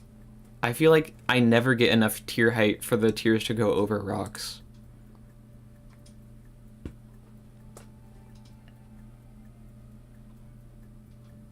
I mean, how did you get into modding, Good P2, if you didn't have access to the internet for so long? It seems like it'd be really difficult to get straight into modding Android games. Because, like the starting soon screen that's up right now, I modded an RPG Maker game called Yume Nikki and just replaced the main character with sprites that I made that are supposed to look like me. And that was like really difficult, honestly. Even though it's like in RPG Maker, like literally an engine that is made for like users to make stuff in it. I thought it was like really hard, honestly. It sounds super difficult to mod something like Plants vs. Zombies where, I mean, I'm assuming you don't have the source code, right? That's super impressive. Oh wait, whoops, I forgot I need to change the capture window.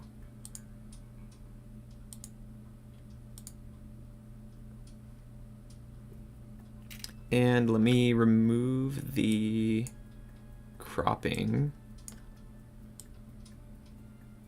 And perfect, perfect. Okay, there. Transition. And I kind of want to play with keyboard controls, but my keyboard is really loud. Oh, let me turn on sound again, by the way. Okay, there. Because, like, these key presses are mad loud, right? They're definitely, like... they definitely show up in OBS. I can try playing on controller, because my controller's a bit quieter. I'll go ahead and do an Eden run, I guess. Do you know about this game, Good P? This is my favorite game. This game's so good. What? Wait, I swear... Did I not turn off the mods? I swear I turned them off. Let me restart the game. 1 second.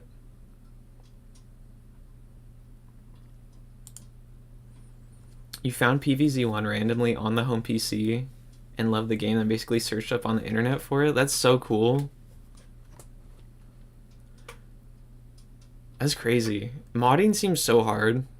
I'm so impressed by like all the ROM hackers and modders and stuff that make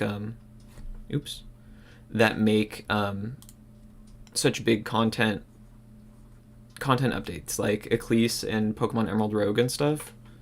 It's so impressive.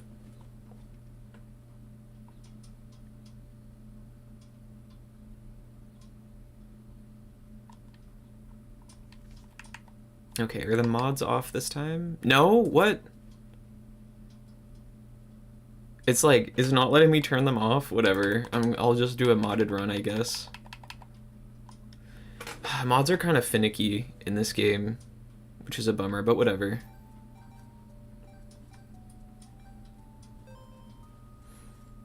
Yeah, have you ever played this game though, Good P? This game's really good.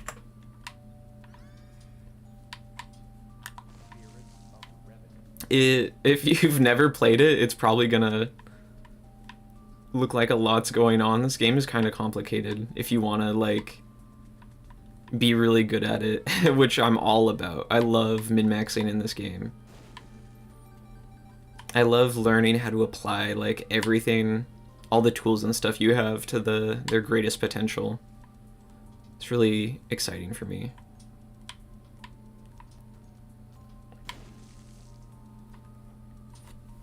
Too much reading? Dude, this game has barely any reading. Oh, unless you mean on the wiki. Because you do have to read stuff on the wiki to be good at this game.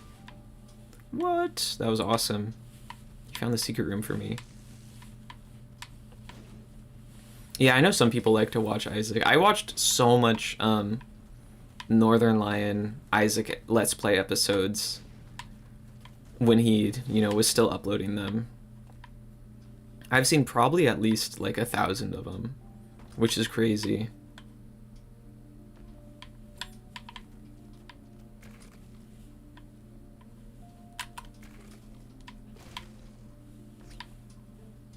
Ooh.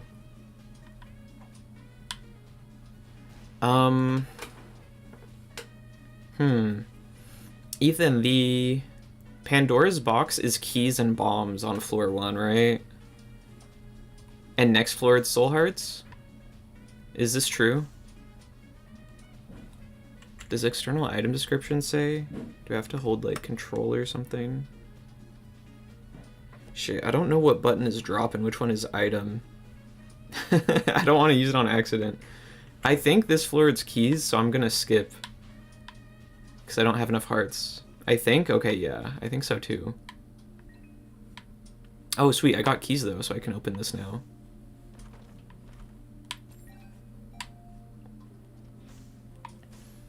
Yeah, I found...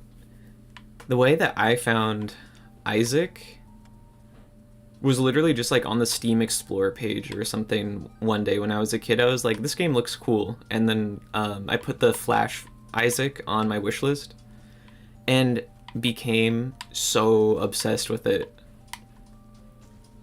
I would play it like all day after school. And then I think like on the next winter sale, I got the I got Rebirth, which is like this updated version. And that was really amazing. There were literally years where I played Isaac every single day without missing a single day. That was awesome. Okay, I like the smelter. I'll go ahead and just...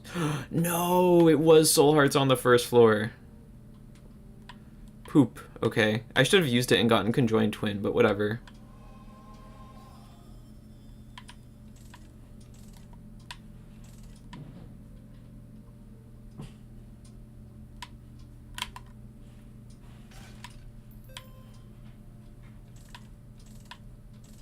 Yeah, that would have been awesome. Oh well.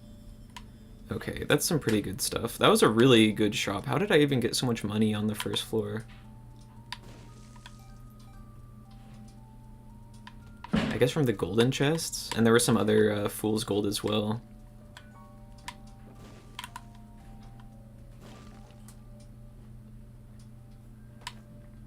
Why is the keys and bombs on basement 2? That doesn't make sense. I would think it would be on 1.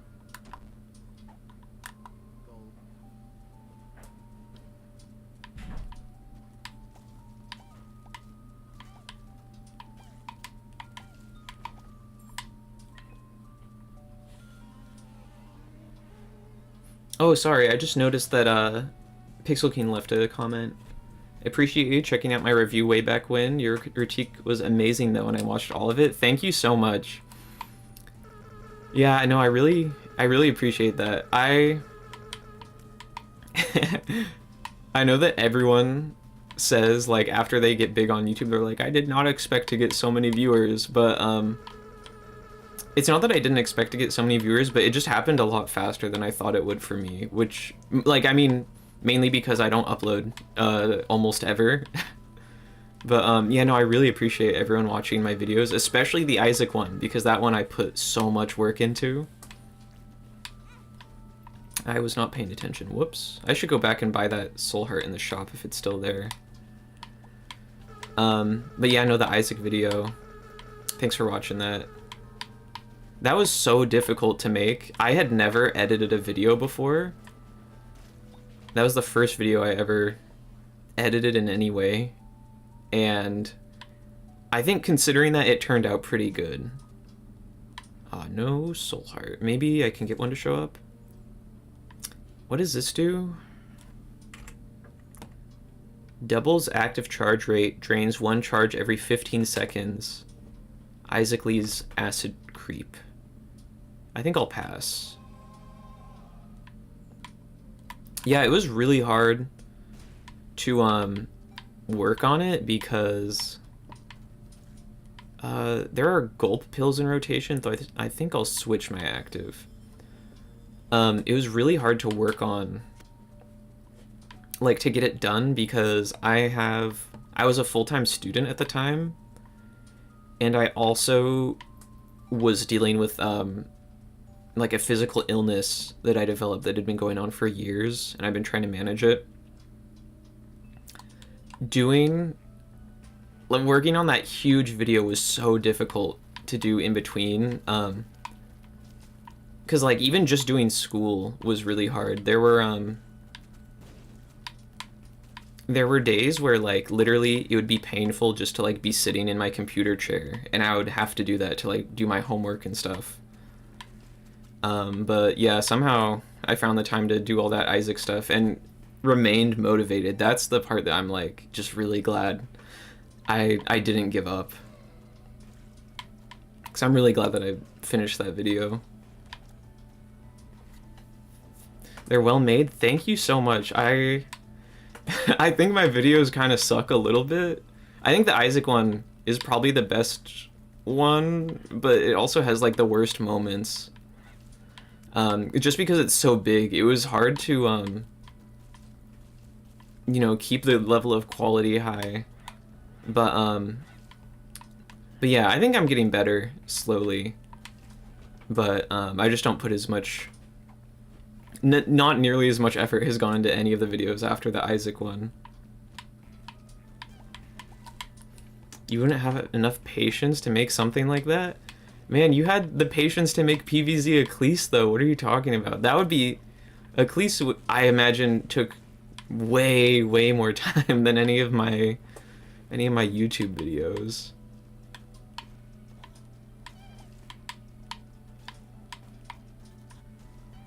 Yeah, I think you're selling yourself short. It's not... It's definitely a lot of work, but I think it might not be as much work as you're imagining.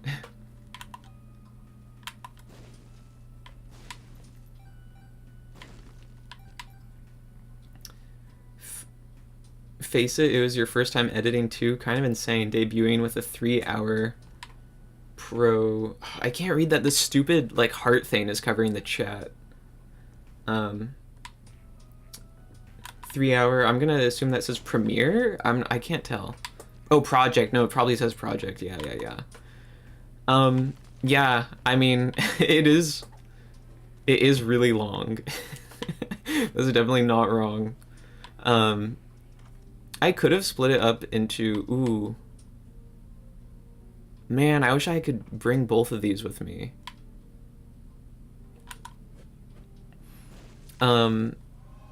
Yeah, it is a little bit, like, it's not quite 3 hours, because, like, it wasn't...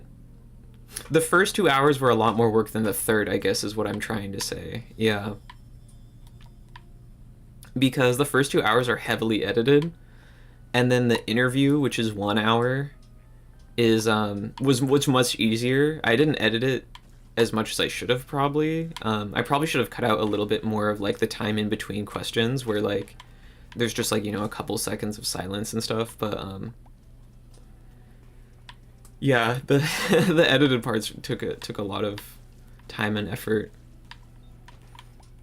I remember I was rushing a little bit too to get it done at the very end, because after I interviewed Kilburn, I was like, I've got to finish this soon now, because I wanted the stuff that he was saying to be, like, recent and, like, apply to the current version of the game, and I didn't want him to be like, you know, oh, that guy interviewed me and he hasn't even, like, posted the video yet. So yeah, I think that, like, after I interviewed him, like 1 week later, I posted it or something. It was so stressful. The night that I posted it, I literally, like, I had extreme stomach pain, like, because at the time I thought it might be related to my illness, like my physical disability, but I think really it might have been, like, a little bit of that, but I think it was mostly I was just so stressed and worried about the reception to this video that I'd spent, like, a couple 100 hours working on, that that it just, like, made me physically ill. But yeah, I was very happy with the reception that it got, which was, you know, very positive, but just not, the reach wasn't super wide. And I was satisfied with that because I got like a couple hundred views in the first day, and I was like, I would have loved if it were more, but I'm still very happy with like getting a couple hundred views in the first day. And then it dropped off a lot after that. But then 1 year later, randomly, it started like blowing up, and I'm really glad it did because, yeah, I'm just really happy to see it get attention. I'm sorry I hit you with my flip-flop. Mr. Egg, what are you talking about, Mr. Egg? Your videos are nice, don't sell yourself short, thank you. Candle is so OP. Candle is really good. It's really good because it can carry you without like you needing literally anything else. But since it doesn't scale at all, I usually don't end up taking it since I think I can get way stronger than just using the candle pretty quickly. I kind of regret buying that smelter, but whatever. I did at least get to Gulp the Callus, which is really good. It does mean I can't do Sacrims anymore though.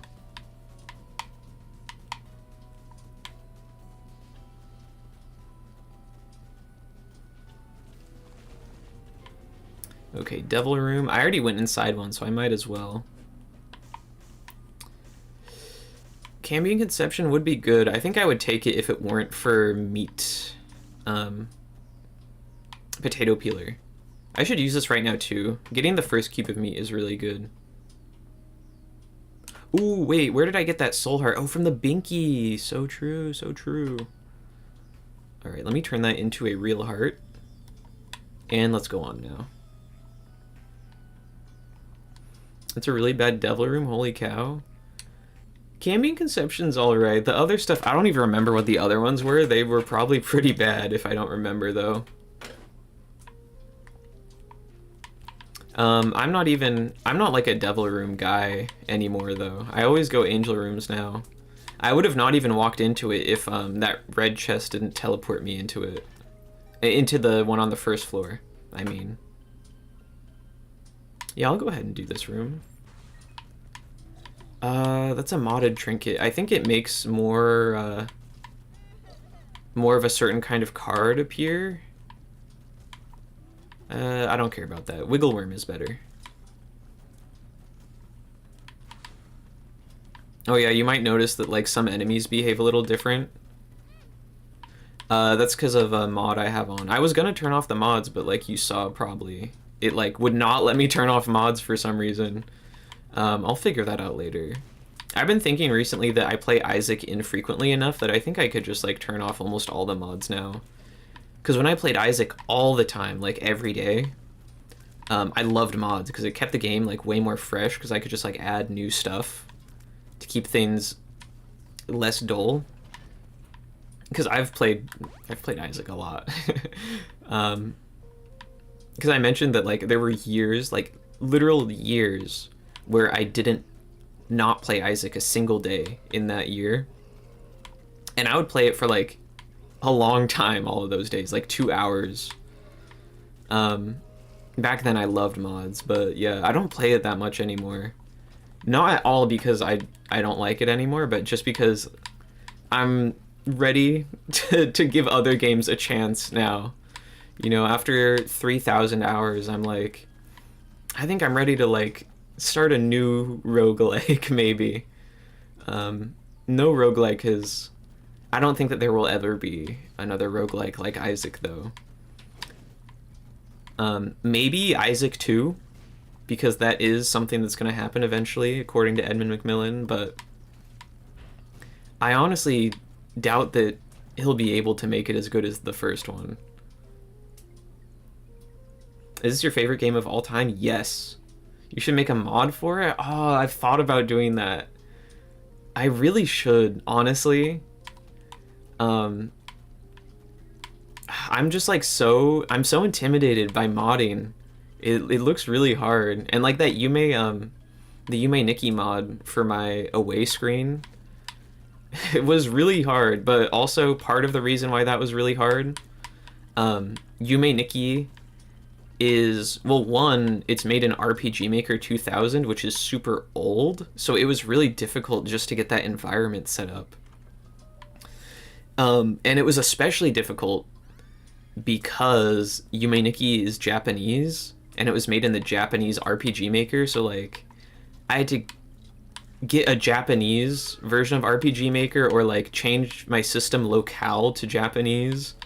And in the the programming, like I can't read the programming stuff because like the lines of code that I was editing were written in Japanese. It was really difficult to change stuff for that. But yeah, you know, it maybe it'd be easier if I wasn't modding you know, a 20-year-old game made in a Japanese engine. So maybe I should. Maybe it's not as hard as I'm imagining.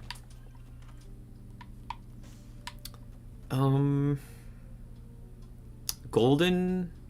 This is Philosopher's Stone. This is pretty good. I'm gonna grab that. What button? Shit, what button was drop? Is it this one? Nope. Okay, that was the wrong button. My bad, my bad. This is the drop button. Okay. Oh, there's more chat messages. Wait, let me catch up. I'm a dead god grinder. No mods for me. I got Mega Mush on my second save. Nice. You can... I think playing with mods on is... I would definitely recommend Good Trip if you're gonna beat the game 3 times. 3 100% save files. Revda is the only roguelike I've played that scratched Isaac itch, but it takes some time to really get good. Someone recommended me that. One of my college classmates recommended me that. Oh, you know what? I own it too. It was free on Twitch Prime or something one time. I do need to play that eventually. You got blind, Ludovico? Oof. This game has a big community, so probably there's a good chunk of people modding it. That's so true. The Yume Nikki mod was so hard because there is no documentation on how to mod it. I'm actually writing the documentation for it because there's nothing there. So yeah, I'm sure that there are way better guides for Isaac because Isaac is way more contemporary and way more popular. It probably would be a lot easier. Okay, let me... Well, I have no soul hearts. Let me go in here. And... I would love to play that guy, but I do not have the health for it. I'll go ahead and use this to get out of here for free. What's in this room up here? A heart and a rune. That's not very good. I'm looking for the Philosopher's Stone that I have right here. It turns everything in the room into gold. So I'm looking for like some pennies at least or something that I can turn into gold, which would be helpful. And my trinket. Yeah, I'll drop my trinket before I use it too. Honestly, I think that one of the biggest reasons why I haven't gotten into modding Isaac is because so much stuff has already been done in Isaac that I struggle to think of anything that I think would be a doable beginner project that that hasn't been done yet. Because some of my ideas like are already in the game either officially or as other mods. Before I went fully modding PvZ2, I made a custom levels and found stuff out one by one. I hate doing that, honestly. Like the Yume Nikki thing, I hated having to like discover how to do stuff on my own. I would much rather have like a guide or something to tell me what to do. But yeah, that's kind of what's like getting between me and modding Isaac. More techniques open up and I'm basically one of the people who started documenting and kickstarting PvZ2 mods. That is awesome, dude. That is so cool. I wish I could say that. Yeah, it'd be really cool if I did make an Isaac mod, but I just don't know what I'd make, like I said. Like, thinking of something that's cool, that's doable as a beginner, and also hasn't been done yet is difficult. I should do it, though. That is something I would like to do eventually.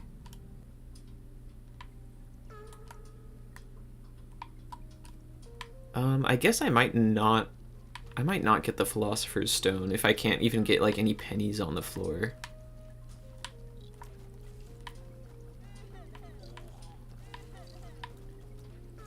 I definitely do love playing mods that people make, though, yeah. Yeah, modding is really cool. Maybe if I can get some pills in here. Oh, okay. I might go for some golden pills. Oh, I used all my bombs. Whoops. Okay, you know what? I'll get it. Let me go back and get Philosopher's Stone. And use it in here. Okay, that gave me like 1 extra penny. Golden Wiggle Worm. A Pretty Fly, a Health Down. Hematemesis. That was, not great. I guess Philosopher's Stone has a few uses. I could, I'll just use it in here again, actually.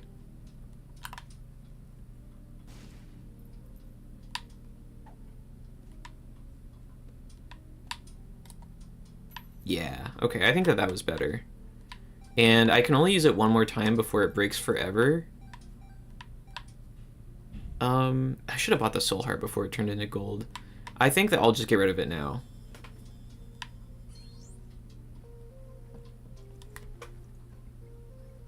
You have one idea for Nuclear Throne character mod, but spriting it would be very hard. Really? Like, is the character... Would the character need lots of sprites, like more than normal? You don't have to make unique stuff when starting, though. Just copy some other stuff until you get the hang of it. True. Yeah. Honestly, now that I have a job, I honestly feel like I'm more motivated to, like, do cool stuff with my free time. But also, like, you know, now I have no free time, so I don't have time to do the stuff that I kind of want to do now. Because when I was unemployed, I had stuff I wanted to do, and I would work on it so slowly.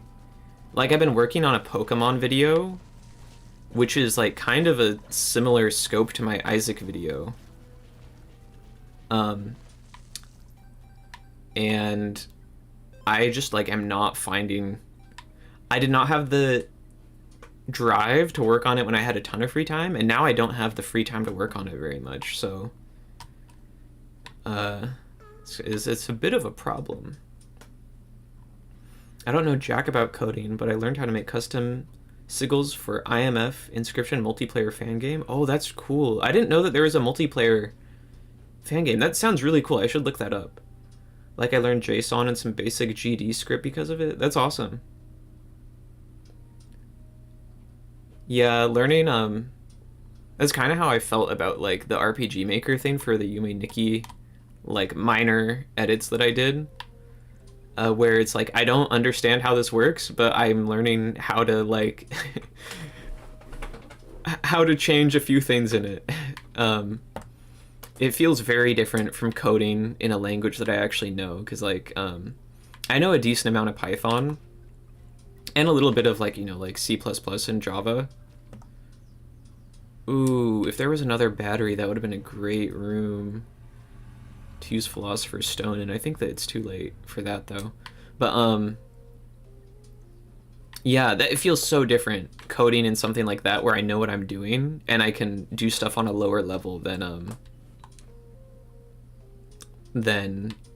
RPG Maker, where, like, I don't know what I'm doing, and also there's a lot less you can do. Just copycat until you're good on your own, and then start thinking about ideas later. You're so like me on the free time situation. That's funny. Yeah, I'm so mad at myself when I was unemployed and had so much time that, like, I didn't do anything with it. It was just, it's just difficult to be motivated, I think, for me. Tears down. I've been getting pretty bad pills. True, modding is not like coding. Yeah, that's crazy. I don't really get source. Like, how do you write mods that that change the game that don't alter the source code? Like, I don't understand how that works. Because in the RPG Maker thing I did. Oh, what? Is the stream good? I got like an error message. YouTube is not receiving enough video to maintain smooth streaming, as such viewers will experience buffering. How do I fix this? I don't know if there's anything I can do about that.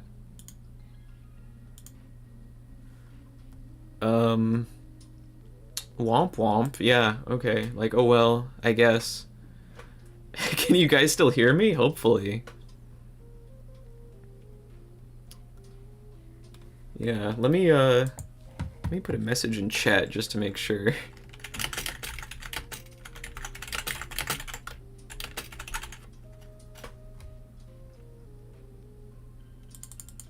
Oh, okay. It was buffering, but now it's normal? It's a bit glitchy, but it's not that bad? Okay. Okay, good. I still hear you? Okay. Okay, good. Good. Oh, yeah, I forgot that there's like a 14-second delay. Yeah. Okay. Hopefully that sorts itself out. I don't know why the connection suddenly got worse, but whatever. What, Oh, okay, yeah. There, now it says that the connection's good again. That's good. But yeah, what is that like, Good P, of like editing, modding games that don't have open source?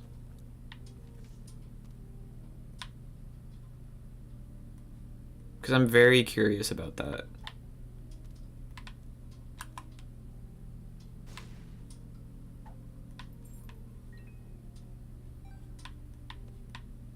I totally forgot I'm playing on a controller right now. I didn't even notice. I feel like I'm way worse at controller, but I feel like I've been doing decent right now.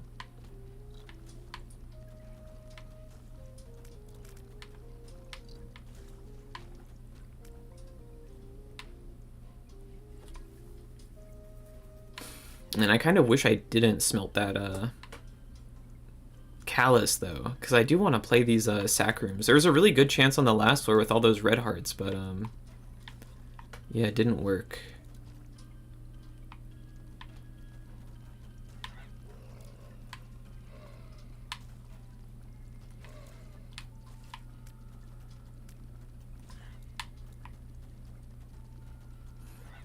Man, now that I'm thinking about modding, I'm thinking about it depends on how open the game itself is. I mean, that makes sense, I guess. I don't know. I don't know anything about modding games, so that doesn't mean that much to me right now. You had less than 7 speed on the whole run, just finished? Nice.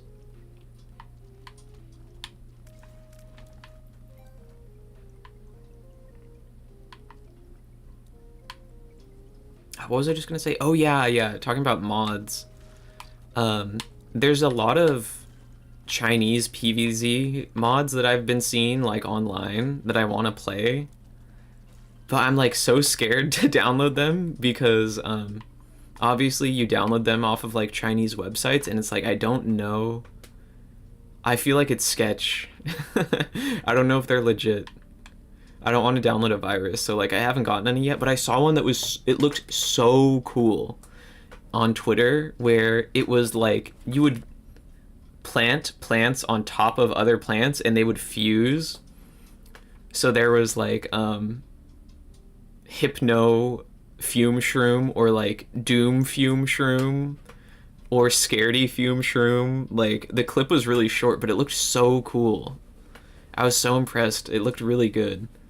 But yeah, I don't know. I'm like really intimidated to download that when I can't read anything that's on the website, so I won't be able to tell if it looks sketch. And then also I don't even know if it's like an exe that you download or if it's like you have to do the installation yourself, which would be really I probably wouldn't be able to because I wouldn't be able to read the instructions. But yeah, PvZ is so cool. If the game inscription in it stores files in a format that can be unencrypted to readable JSON.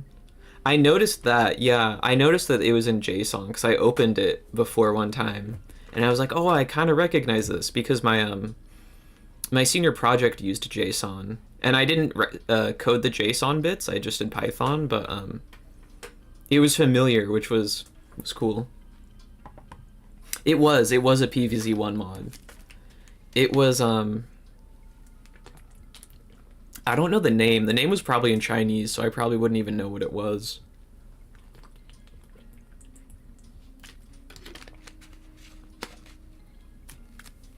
PVZ1 is basically unencrypted to its hard code. That's awesome. Games being open is really cool. I would love to look at the source code of like Isaac, for example, if it were available publicly. I would like to make a video game one day, but it's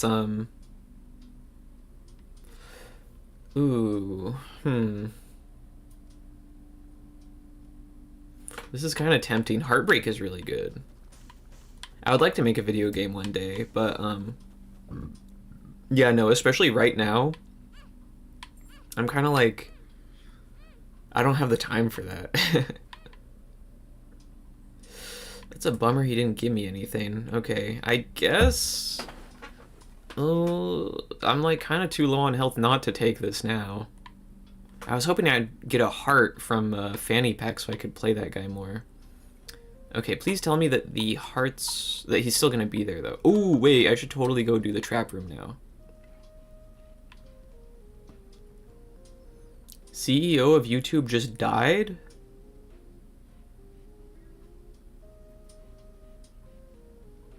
Really?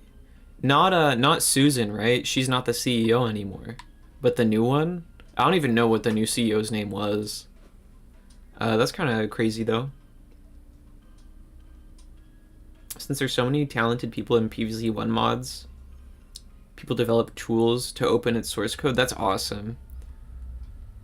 I think that people, like, making games open source by just, like, breaking them open is so cool.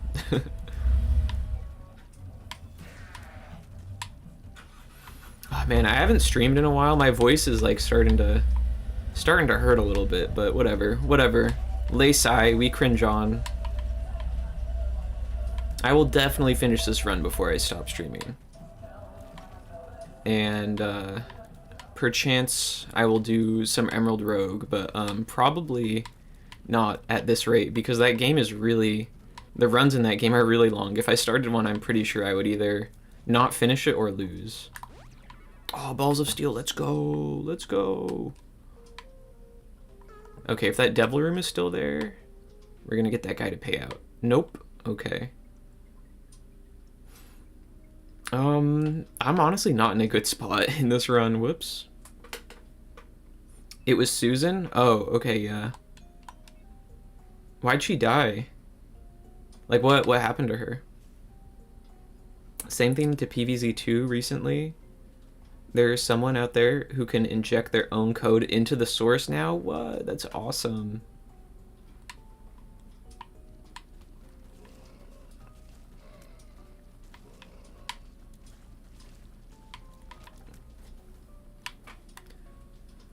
Video games are so cool.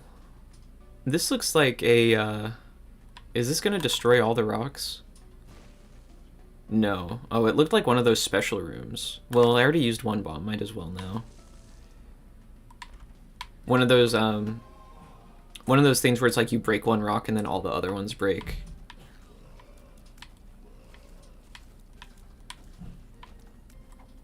Oh, Balls of Steel, we're back. We're so back. I got so saved.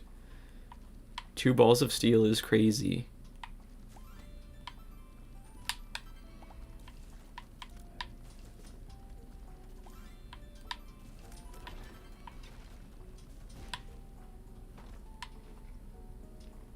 Lung cancer, it seems? Oh, that's sad. Maybe that's why she stepped down, I don't know.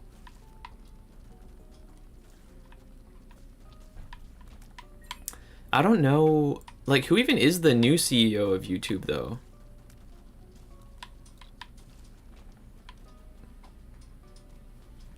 I don't think I've, like, ever seen them, Oh, I don't have any bombs. Oops. I don't think I've like seen the new CEO like do anything before. Susan used to do stuff sometimes. I remember she showed up on like that game theory interview. That interview was funny. Me and Michael were watching it like because we thought it'd be funny, and it was, because Matthew Patrick Game Theory, he asked her like, why are gamers on YouTube treated as second-class citizens? And that was, we burst out laughing because that's such an insane question. Like, why did he say that? Why was that a question that he asked the YouTube CEO? And I think that she had like I don't remember what she said. I think that her response like made sense, because I don't think gamers are second-class citizens on YouTube. YouTube has like its own gaming section. I think maybe he was talking about that a little bit, like he was like it's quarantined or something. I don't know. I don't really remember what they were saying, but just I remember that that was a question, which is insane. It's a very silly question. He used the words second-class citizens. Yes. I don't know if the question literally was, why are gamers treated as second-class citizens on YouTube, but he did use the phrase second-class citizen, and that was what the question was about, like gamers on YouTube. It was insane. I applaud him for asking questions that she would maybe not want to answer, because YouTube is very infamously like not transparent with its creators, so I'm glad that he took advantage of that opportunity to ask her questions that they would not get out of you know, normal YouTube responses on Twitter or something. But that question was unhinged. Yeah, no, that was insane. Very funny. Goated. That was epic. Clutch Soul of Apollyon. Man, I would really love getting that Eternal Heart. I need more bombs.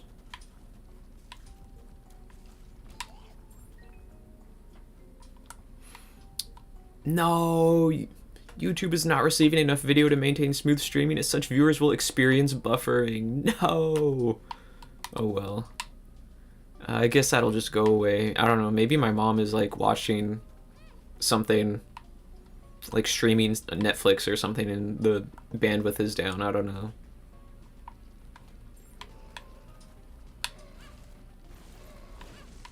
Oops, I took a lot of damage. Oh well. Bombs, yes.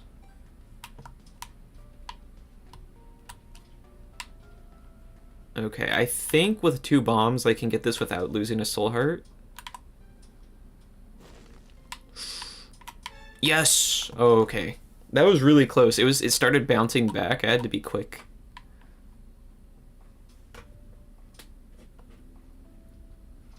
She's watching Christian broadcasts on the television. Do you think D4 is good? That it's really situational. I think it can be. I think it's only good if your run is like god awful. That's what I think about it, because now that you can re-roll, because you lose like the drafting of Isaac, you know, where like you're able to re-roll items into better ones and like not pick up items that are bad, and you lose the ability to do that when you re-roll all the items you have at once. I think it usually isn't good, especially like I mentioned in my video, how you don't get any benefit from re-rolling into some items that give you stuff on pickup, or you don't get to rack up transformation credit. I think it's not good unless your run is in such a bad position that like any other items would be better than the ones you have, pretty much. I guess it can be okay really early too, I guess. Like, you know, if you just got like 1 devil room and like a couple item room items, and you reroll just to turn the one devil room item into like a good item, and then you try and build around that. But yeah, no, generally I don't think it's very good. Oh yeah, yeah, you can do the Tainted Eden thing too. If you do that, I think it's probably good, actually. I forgot about that. I only think about doing that on Tainted Eden. I forgot you could do that with the normal D4.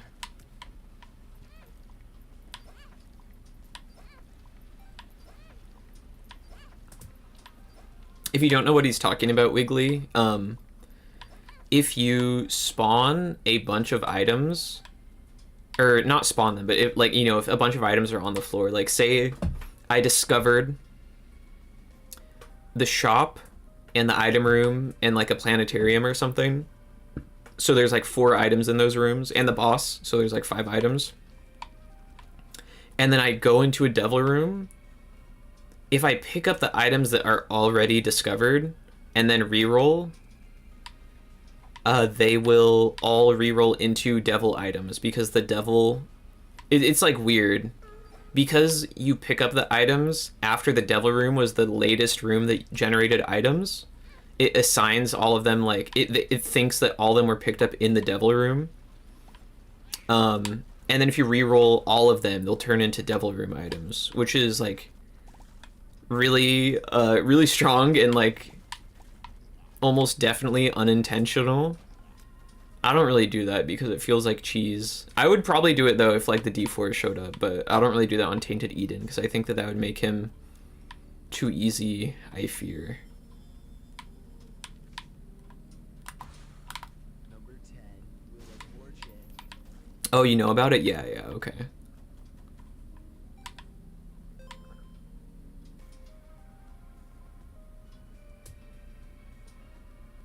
What's that? I feel like it basically guarantees a 1 run because you can reroll until you get at least a decent run that's capable of winning. That's sort of true. The reason why I don't see it that way is because it's a 6-room charge. You need to survive until you get a really good run from it, like you're talking. Because every time you reroll your items, you have the chance of rerolling into, you know, you have the chance of rerolling into My Reflection, Dr. Fetus, or something like that, where it's like, you will die, basically, if you can't get rid of that immediately. So, like, yeah, I'm always thinking about Isaac in terms of streaking and consistency. So if you mean, like, just a one-off run, yeah, like, you can probably use it and get something better than you started with. But in terms of consistency, I think it's very difficult to justify using it unless you're doing that bug, yeah.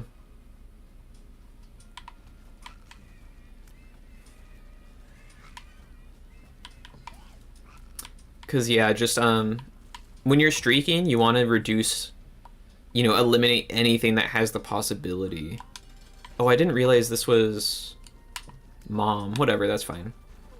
Because, you know, you have, once you lose once, it's like you lose like 100 hours of progress or something.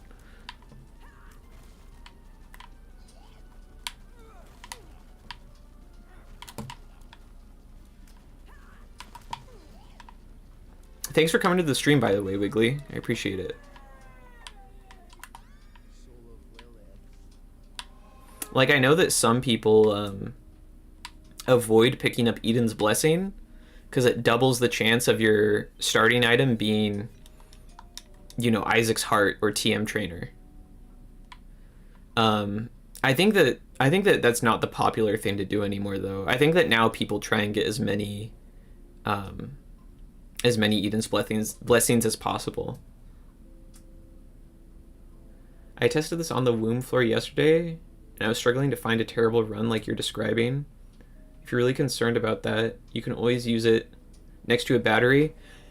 You're not wrong, you know, but like that is how I use it. If I use it, is I will try and only use it if there's a a battery or something that I can take advantage of if I get something truly terrible. Very glad that you came by. I appreciate it a lot.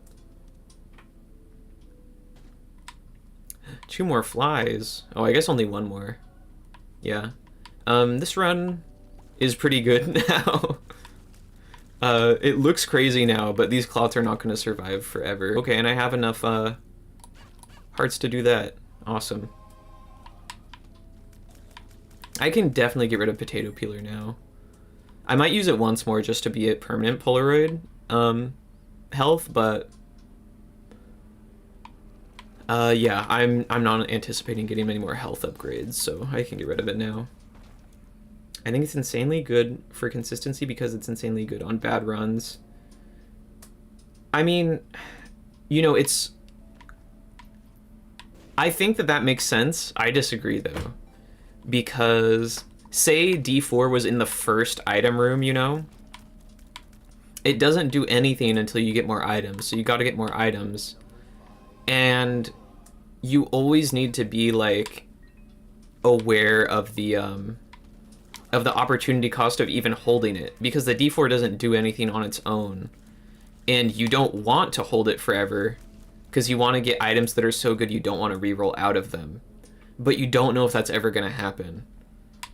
So if... Ooh, I wish I could carry this. If I saw it at the very beginning of a run, I think I would choose any active item that I think is like an A or a B tier over it. But I totally see what you're saying. That it can, if you do get like terrible items, it can bail you out, but you're also gambling that you'll be that you'll even need that. And even if you don't get terrible items, you can still have a hard time. Like if no health drops drop or something like that. But yeah, I see what you're saying. I think that that's a cool item where I like how I can see both sides on that. Because like pills, because I think it's cool that some people like pills and some people don't like pills. But yeah, it's not something like a TM trainer where like everyone agrees that you should never take it on streaks or something. That item can be frustrating. I see people in the Discord for streaking talk about how that item should be changed to be like Damocles, where it is an active item, and when you use it, it gives you a special passive. I think that would be a really cool way to make that item less terrible for streaks. If it's in the first room, you can abuse the bug. Yeah. If you're using the bug, it's probably pretty good. Like just full stop, I think.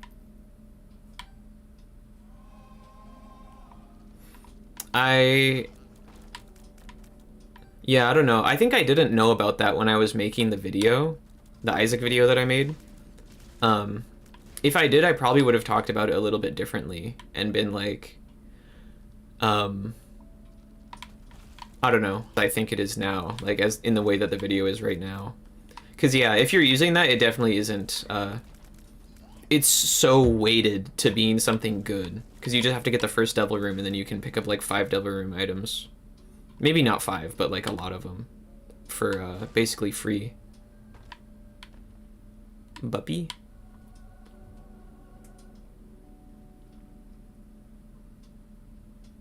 There were several times where you said a strategy was good that I disagreed on. Character limit too short. I wish I could make it longer. Oh well. I don't think that that's something I can do. Aw, what? I thought I was gonna make it. Okay, let me use this tower. I've been holding it for way too long. Oops. Wrong button. When the PC player plays on controller. Oh. I guess I didn't even need to do that. I don't have room to carry both of those. Oh well. There's another tinted rock. I guess I'll check for small rock. Oh, okay. Okay, that was good. I needed more speed.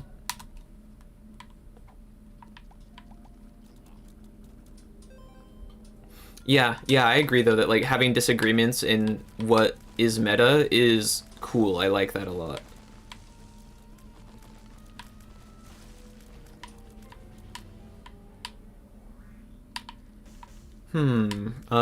I will take all of these, I guess.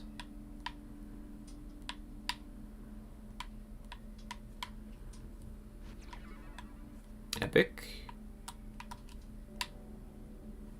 Okay, sick. I was not expecting to get a bunch of Devil Room items on this run.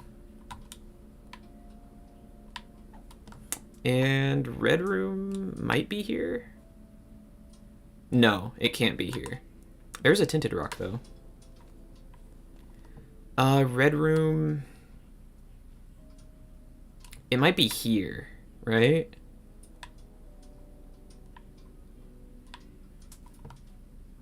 Red Room could be here.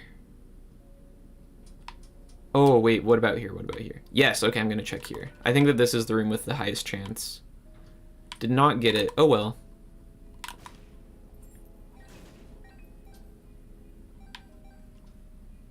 I be playing controller on PC for real, for real. It's a limit because people love spamming in chats, yeah. Gabe Nugget. Hello, Gabe Nugget. A moment I disagreed with you on your video is when you said the devil rooms were bad in greed mode. Being able to buy soul hearts means you have enough health to take a lot of devil deals. I mean... let me think about that. I think that my greed mode opinions... I have lost, like, most of my faith in my greed mode opinion after Kilburn disagreed with me, because I just, even though from all of my experience, I was pretty confident that, just in what I believed up to that point, Kilburn disagreeing with me makes me be like, I'm probably wrong. Because, like, I think he probably knows the game even better than me. I would guess that he has more hours in it than me, but I don't know. He did say that he doesn't even, like, play the game that much. After he started developing it. Learning that he didn't do a Dead God save file was crazy to me, though. But, I mean, it's understandable. The game is really long. And you don't really need to get Dead God to get a feel for, like, everything in the game, I think. Or rather, getting Dead God doesn't mean that he would understand, like, everything any better than, you know, not having done that. Because it doesn't guarantee you're gonna, like, see all the edge cases or whatever.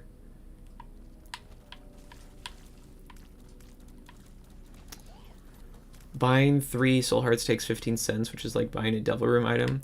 But you could also just go to the angel room and get a 15-cent item for free.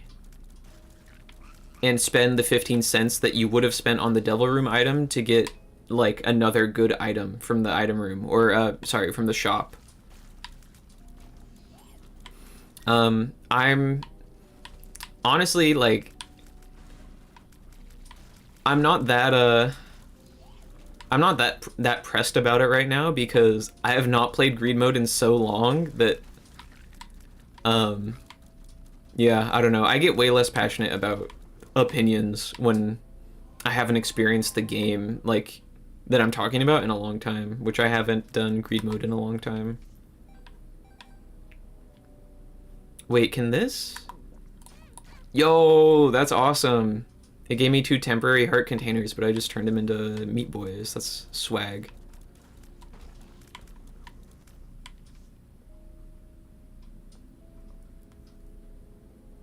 You disagree that they're indisputably better than Devil.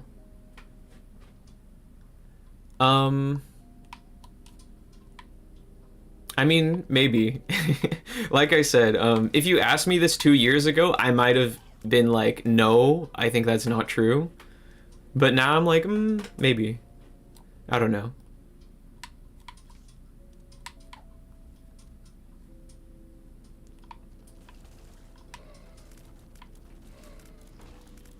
Bro, why is Isaac so jank sometimes, though?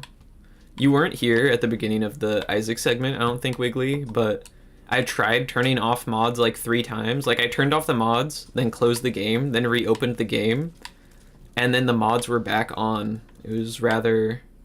like, I was gonna play with mods off, but I guess I'm not gonna do that, but whatever. I mean, like, the mods I like pretty much all of them, so it's whatever.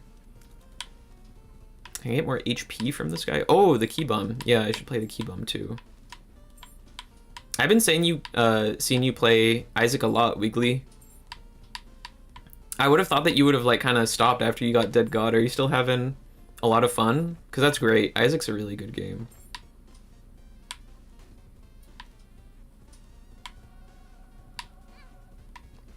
Do you have like an end goal at all or anything with Isaac?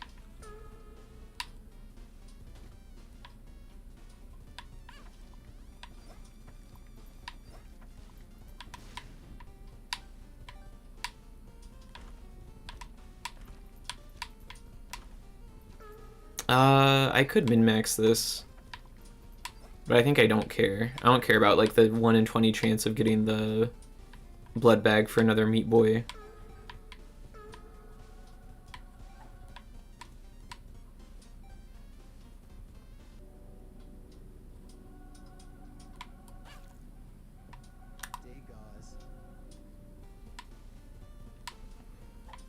And you know what, that reminds me. Kilburn said that he alluded to there being more to Broken Hearts, right, in a future update. I wonder if we'll ever get that.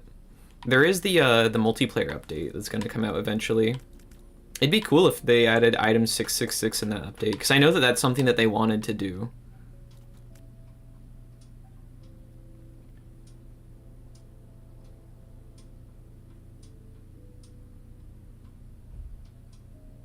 Get blood bag, otherwise I'll unsubscribe. Do it.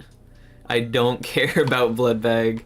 Getting 1 extra Meat Boy is not worth the 40 seconds it would take me to get the blood bag per chance. This item is decent. Do I want to use my reroll on this? No, I'll save it for the chest.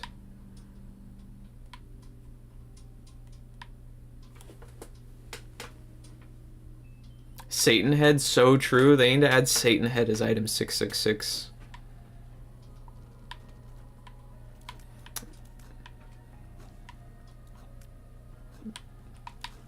Me when the Binding of Isaac Infinity Birth comes out in 2028 and I need to kill mom's butthole to get Satan Head. Like, is that how it went? That was a funny post.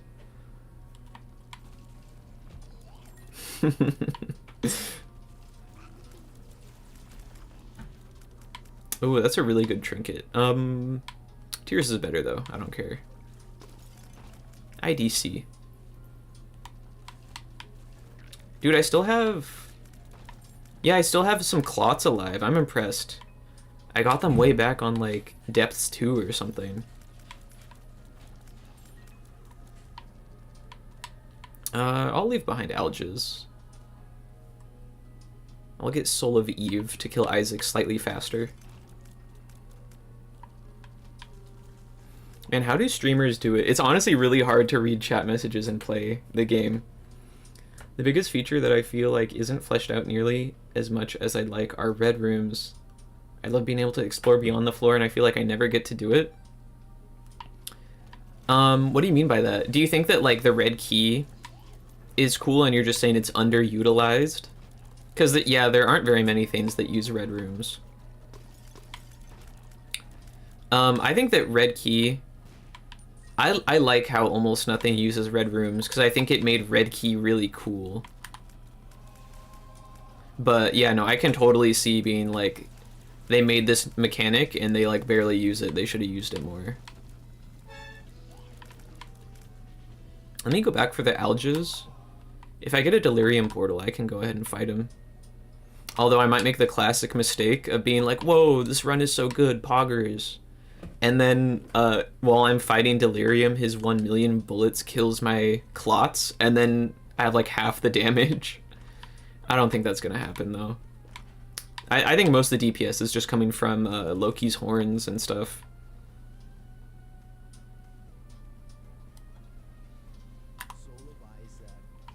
Tech. Tech would be bad, right?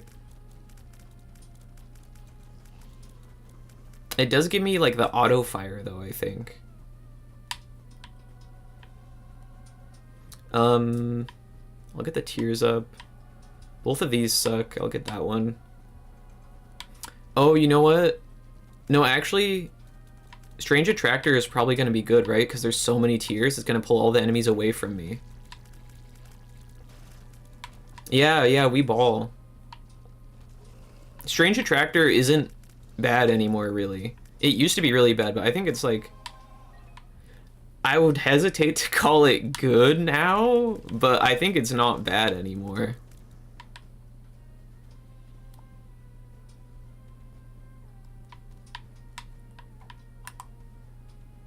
Jarrah.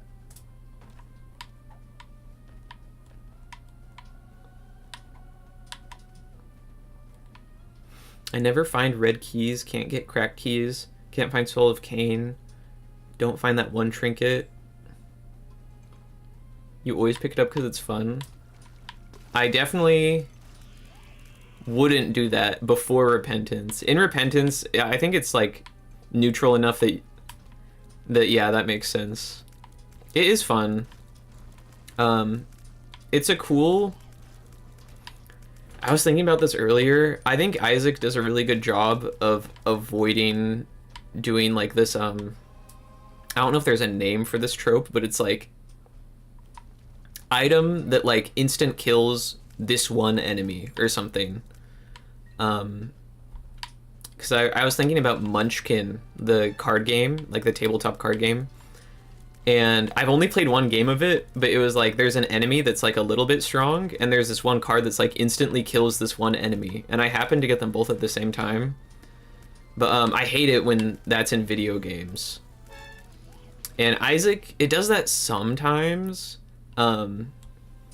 Keeper's Kin, I think, like the spiders coming from rocks, and the sack, like web sack or whatever that makes spiders friendly. The one that makes spiders friendly, that one I especially don't like because it's not even very good. But yeah, I don't like that design, but I think that Isaac mostly avoids it, which I'm happy about. Oh wait, there's a Delirium portal, right? Yes. Okay, I'll go ahead and do it. Am I at max tiers? Not quite.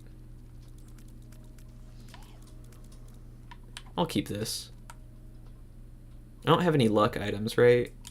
Is Booger Tears affected by luck?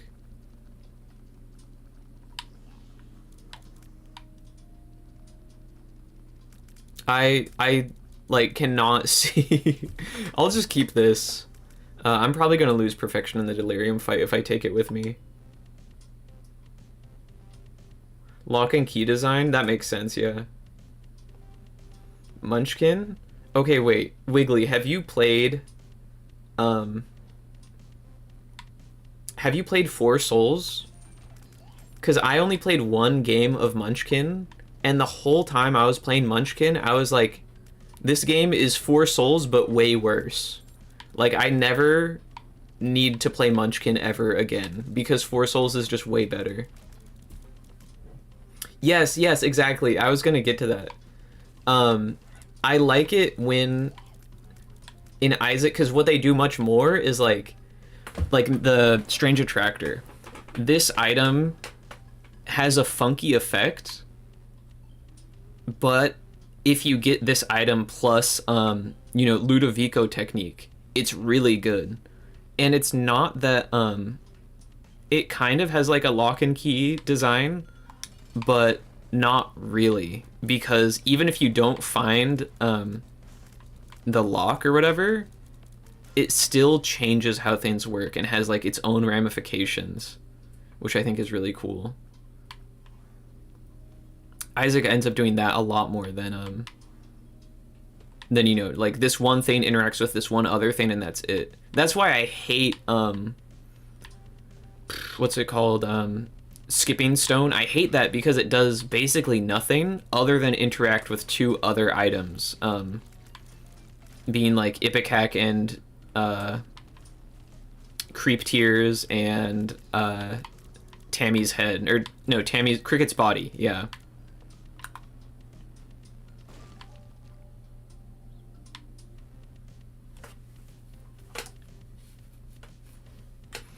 I've not played Four Souls, but you're skeptical it's better than Munchkin? Dude, it's like a million times better than Munchkin. It's not even a competition. Like, it's so not funny how much better Four Souls is than Munchkin. If you get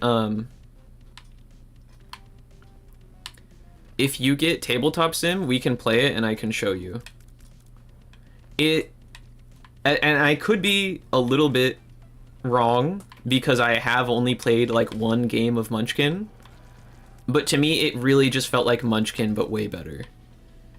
I know in Munchkin you only have room for like 5 items or something. Like you have equipables for like your head and your feet and your chest plate or something like that, and you have like a class and I think there was like something else too.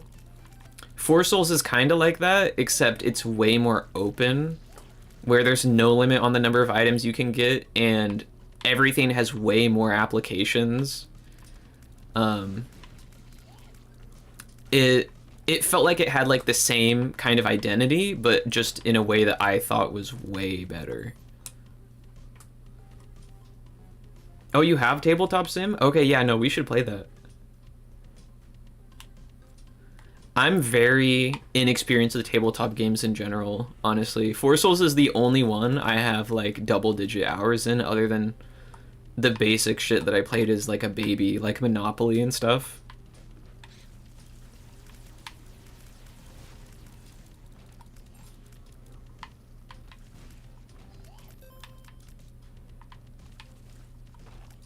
But yeah, no, we should play later. I'll message you after stream and maybe we can set up a time, like, I don't know, this week or next week or something.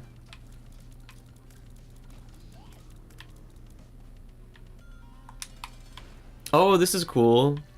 The Triachnid was actually Triachnid. And then he like died before he could do anything though. Oops. I really like that mod I have that like changes the behavior of some bosses and stuff.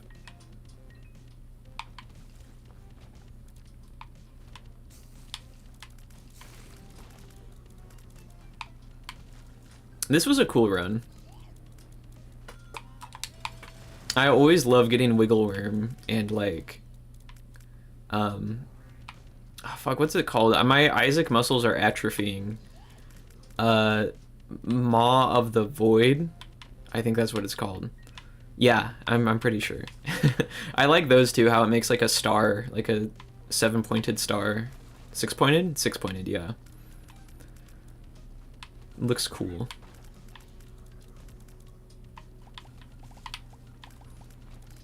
Okay, and since this run is basically over, I think I'm feeling good enough to do an Emerald Rogue run after this.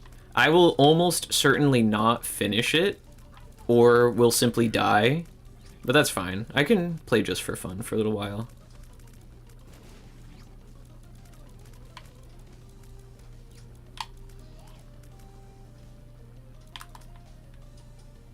Dude, wait, I've been holding this item the whole time. I haven't even used, that item until now. I forgot I was holding, Shoop de Whoop.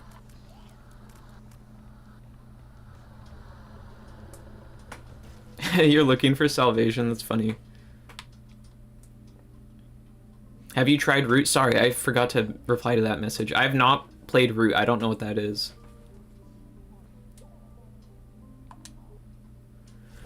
Okay, wait, let me transition and close Isaac. Let me take a sip of water, and then I'll get Emerald Rogue up right now.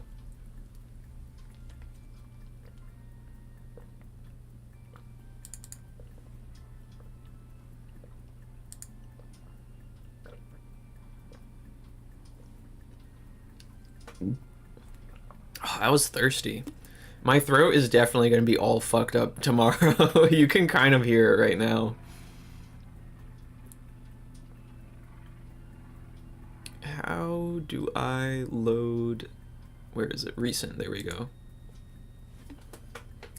Okay, let me set the game capture.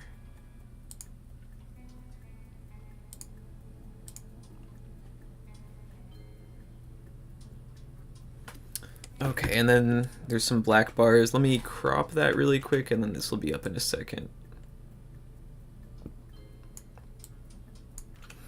Wiggly, do you like Pokemon? You do, right?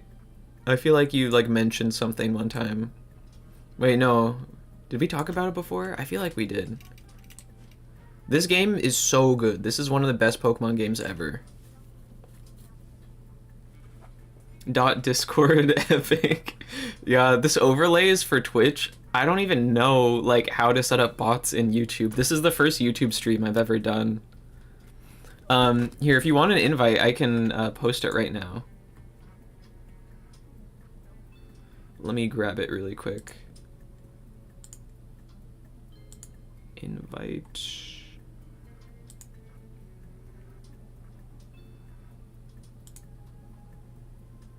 Okay.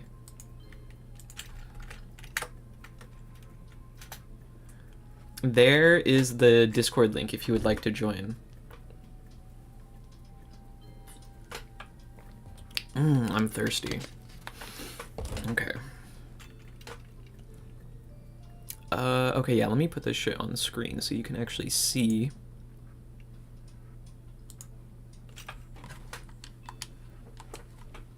Am I clicked in? Hello?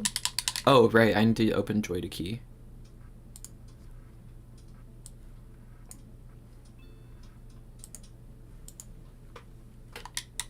Okay, there we go.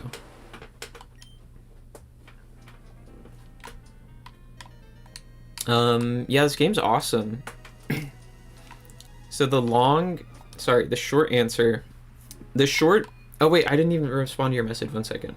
The biggest strength of Munchkin to me is that it limits how you can win the game. You can win by killing an enemy, giving people the chance to intervene, increasing interaction and balancing it. That sounds like, sorry. Excuse me.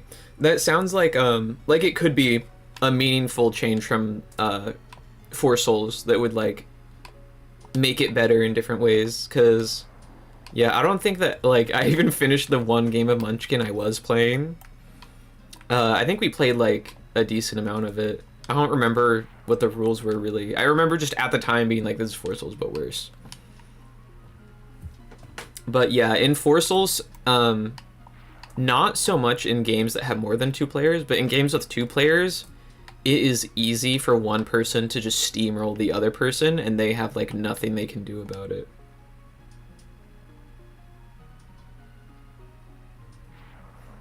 I'm not the biggest fan of it. I'm assuming you're talking about Pokemon. It's a fine game, but not for me. It's designed for children. The adults complain isn't designed for them. Dude, you should play this game. This game is designed for adults. And then, I don't know, I was gonna say that adults complain about, but I don't know if anyone complains about this game, because this game is awesome. Because Pokemon is a tragedy. Because Pokemon has incredible foundation that is not brought to its full potential in any game.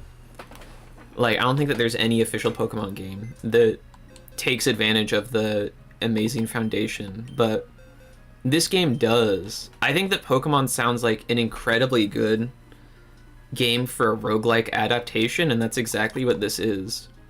So like, I've got those Pokemon. I can only take one of them with me each run. It's basically like your character. So I'm gonna bring Azumarill. Oh, I have quest rewards? Sweet. I'll just go on the adventure right now.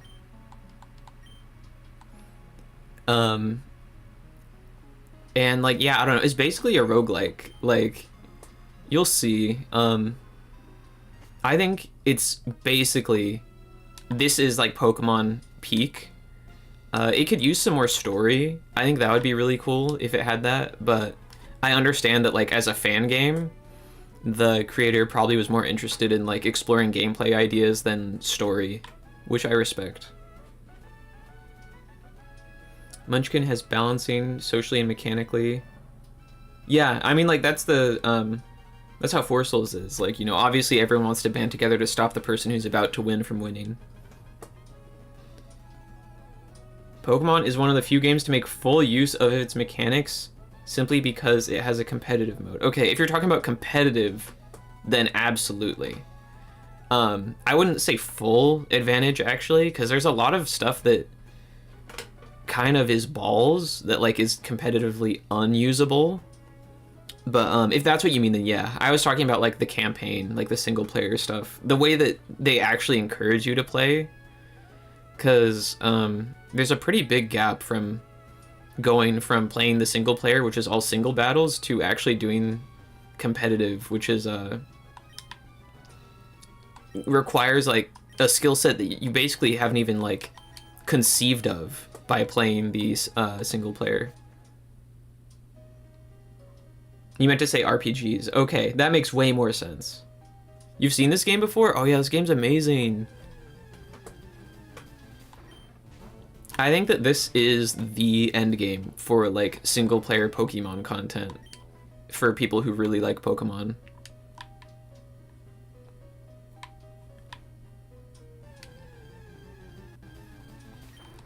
It, like, streamlines so much. I love that it, like, huge respect to the creator for, like, implementing speed up, which is something I've not seen in any other fan games ever for Pokemon, where like, if I wanted to, I could go into the settings right now and change the game speed, and you change it based on the type of encounter. So right now I think I have wild battles set to ×3 and, like, unimportant trainers to ×2 and important trainers to ×1 speed, which is, like, so perfect, because I know that emulators already have speed up, but it's like, I hate using speed up because then it fucks up the music, and it's also just something annoying that you have to micromanage.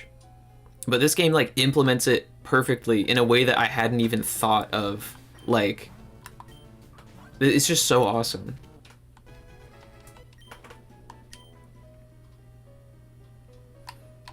You don't think because the intended audience? But, like, why is their intended audience children?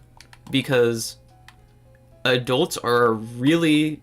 Like, I don't disagree that the games are made for children, but that's not exactly the audience that they're capturing. It's probably a huge portion. I would not be surprised if children are the majority of the people playing Pokemon games, but there is definitely a huge subset of adults playing Pokemon, which I think they should... Like, I'm not saying that they need to be made for adults, Pokemon games, but just, like, accommodate them. Like, add a hard mode or something. Because it's like... You're getting me so worked up about it. I repeat, like, this entire conversation with, like, my Pokemon friend a couple times a year, and it's like, I know I should talk about it less, but I'm like, I can't stop myself. It's like they make the game aggressively unaccommodating to adults sometimes. Like, the way that they got rid of set mode in the newest games is crazy. It's like, it took more work to get rid of set mode than to keep it. Or how they made the XP share, like, permanent. You cannot turn it off. I hate that stuff. Okay, let me see who I want to get rid of. I have 3 Swinub. I'm gonna get rid of the worst one. This one has good attack. Everything else is kind of bad. Speed is okay. This one is more bulky, but pretty mid. This one is good attack, good nature, 0 speed. They all kind of suck. This one seems like the best one, I think. This looks like the worst one. I'll get rid of this one.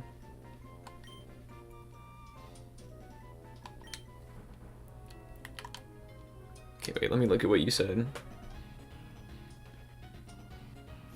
A game that hard should be dedicated to more niche titles. Well, they can just add, like... I'm not saying that they need to make, this, like, the Dark Souls of Pokemon games.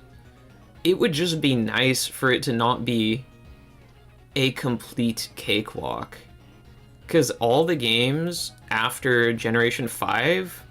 Like, Gen 5, I think, is perfect in terms of its difficulty. Maybe even, like, it could be a tiny bit easier, but I really like the difficulty in Gen 5.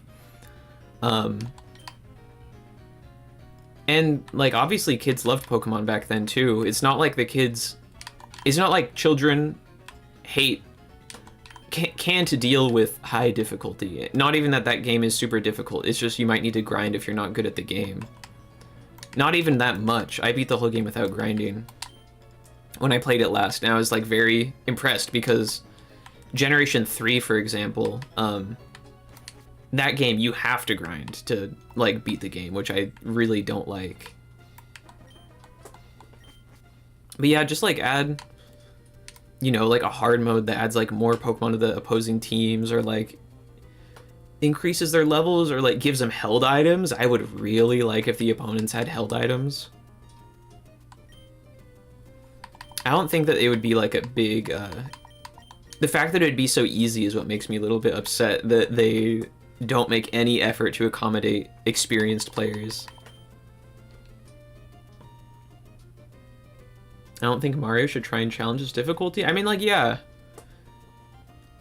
I think Pokemon has it especially hard because it's a turn-based game. Oh, I have 0 money. Oops. And in a turn-based game, like, I think it's, you know, if you're stomping the game, it's a lot less fun than if you're stomping something like Super Mario 64, where the better you are at it, the more advanced stuff you can try and do. Whereas in Pokemon, it's like, you know, if I just stay in and spam Surf, I win. You can't really get creative with that. You can style on them, I guess, if you, like, you know, use a rain team or something like that that's more complicated, but you kind of get punished for doing that because it's harder to execute and unnecessary in the single player. You need to like challenge yourself by doing a Nuzlocke or something in Pokemon to make it engaging as an adult, I think, who like knows how the game works. Which is just like, I do that because I want to have fun playing the games, but I don't think you should have to do that to have fun playing the games as an adult who is like, you know, is a fan of the series and has played the previous games.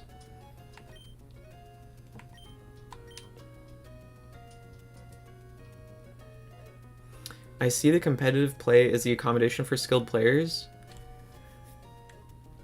I mean, you can see it that way. I don't think it's like a good accommodation, I guess.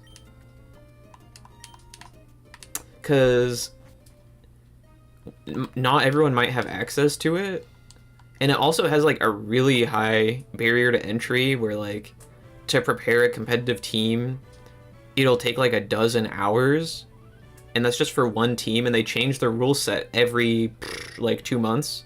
So you'll need a new team every 2 months. That's like a really big time commitment just to preparing the team, not even counting like, you know, practice or actually playing, like going to tournaments and stuff. Well, I have not knocked out any Pokemon.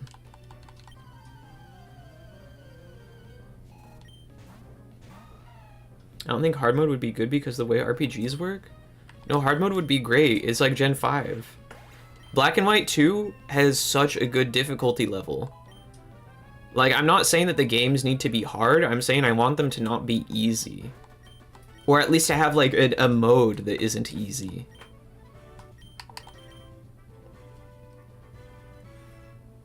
They shouldn't be trying to be hard because leveling acts as a difficulty scaler.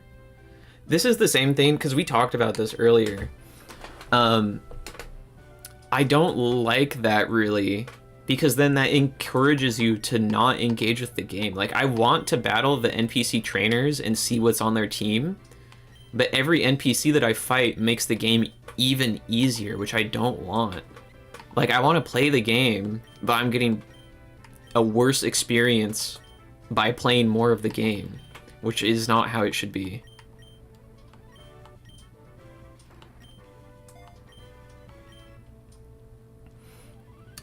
I wouldn't mind if they like totally overhauled leveling too, because I wrote down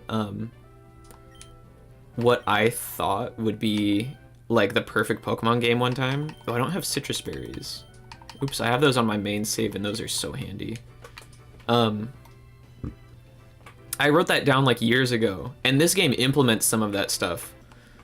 Like, I think that if instead of leveling up your Pokemon, your trainer leveled up and your Pokemon's levels were raised to meet your trainer level, this game basically does that. Where every time you beat a gym leader, all your Pokemon gain the ability to level up 10 additional levels, and you gain like 3 levels per knockout, or 4 levels, yeah. So it's like super easy to just reach the level cap. Like, I love that. I would love it if they put something like that in the real games. If you tried to make a hard mode in Pokemon, anyone could beat it because they could just grind. Not if they added level caps, so like, I think Nuzlocking is a really cool way of playing the game. But I think that there is a really big barrier to entry to Nuzlocking. Not, you know, like the actual, like getting the emulator and the ROM and stuff, but every time you Nuzlocke, there's like, in the newer games, literally you have to go through like an hour or 2 hours of gameplay to even like exit the tutorial, which kind of like kills Nuzlocks. Which is really unfortunate, I think. Which is why I love this game so much. Because this game is made... Like, this is basically proof that it doesn't have to be that way. It limits the leveling, it makes it an enjoyable experience to go through over and over again. It rewards, like, player creativity by, giving you limited options of the Pokemon on your team. This game is like basically perfect, in my opinion.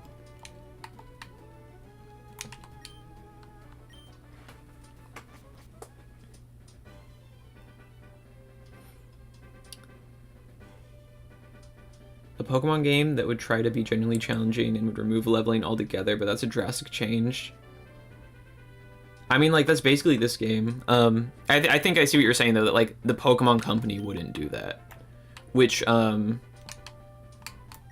think that they could. Like, you know, they made Legends Arceus. That's, like, a super different game. It definitely was not received as well as the main series games. Well, it didn't sell as well. But, I think that it seems like they're actually opening up to trying new things, so I'm hopeful that I don't think we'll get exactly what I'm asking for, but I'm hopeful that they'll like make some changes maybe in the next generation, maybe, or like, you know, maybe like in 3 generations, because they're really slow at making the games better. They take like the babiest of baby steps, but it would be nice, is all I'm saying. And I don't think that it would like ruin the game for the target audience or anything like that.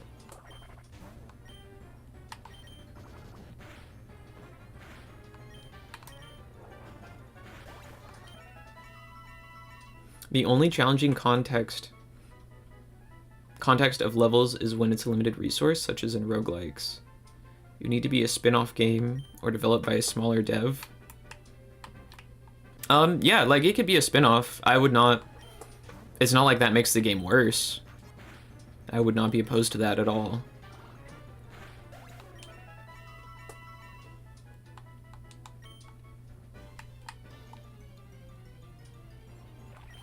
Like, I really wish that they made more spin-off games that use the actual Pokemon mechanics. Because, like, Mystery Dungeon is cool and all, but, or, like, other stuff like Pokemon Ranger is a better example. That game's cool or whatever. I played it as a kid. Like, it's fine. But when I would really like to have Pokemon, like, that learn moves and have abilities and stuff in my Pokemon game. Which is, like, I would love it if they made another Pokemon Stadium-like game. And if they, like, actually took advantage of stuff in a way that the old games, like Pokemon Stadium, didn't. Like, if they just made a Pokemon Showdown on console, I would love that.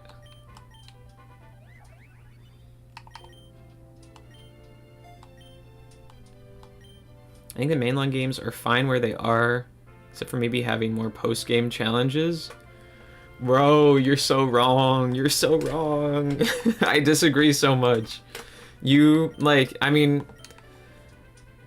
at the end of the day, I think that the games are fine. I mean, Scarlet and Violet, I think, is, like, obviously unacceptable for the way that it performs. But other than that, I think it's fine.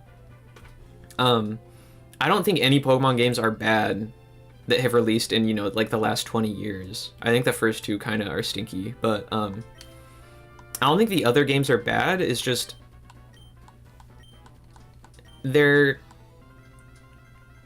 it feels like they're not interested in making the best game they could be making. And it would be so easy for them to make it better. Not in the overhaul I'm describing, but just like, you know, like a hard mode that gives held items to Pokemon and stuff like that.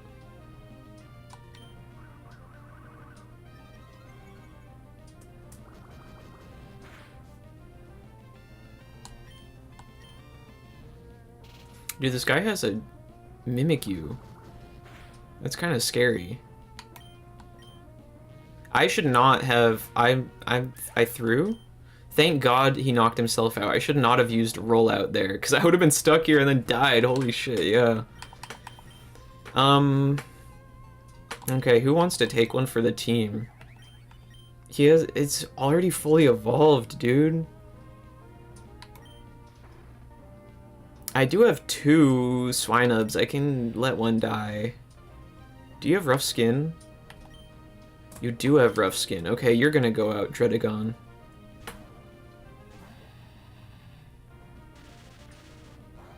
Perfect. And what's he gonna do? Like, arm thrust me? Dig? Okay, that's fine too.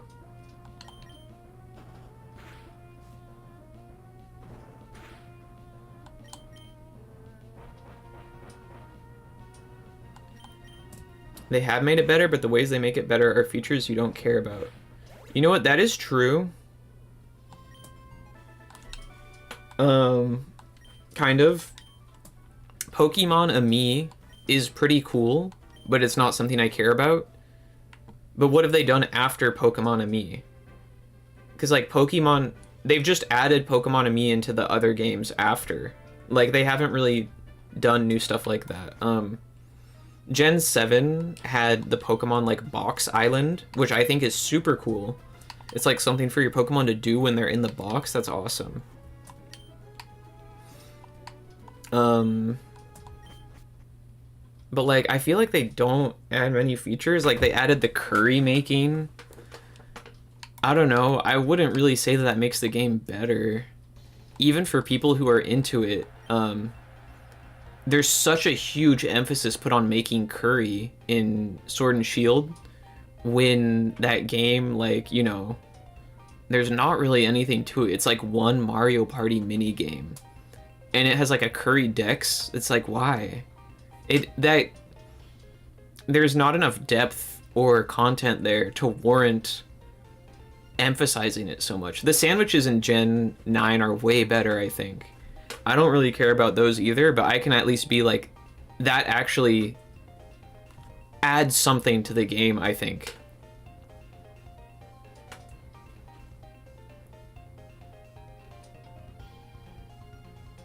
They're trying to make Pokemon feel like a breathable world. I mean, yeah, why don't they bring...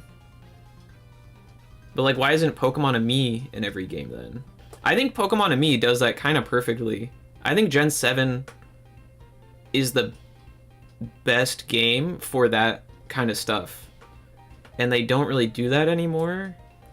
Or, like, following Pokemon, for example. Okay, wait, hold up. I gotta lock in for this. I gotta lock in. I have to identify the Pokemon by their cry. That's a little bird, I think. Is that Tailo? No. Okay, it's Shroomish. Right. Snarl, that's a pretty good TM. Well, it's a TR. 4 black belts? I will risk it.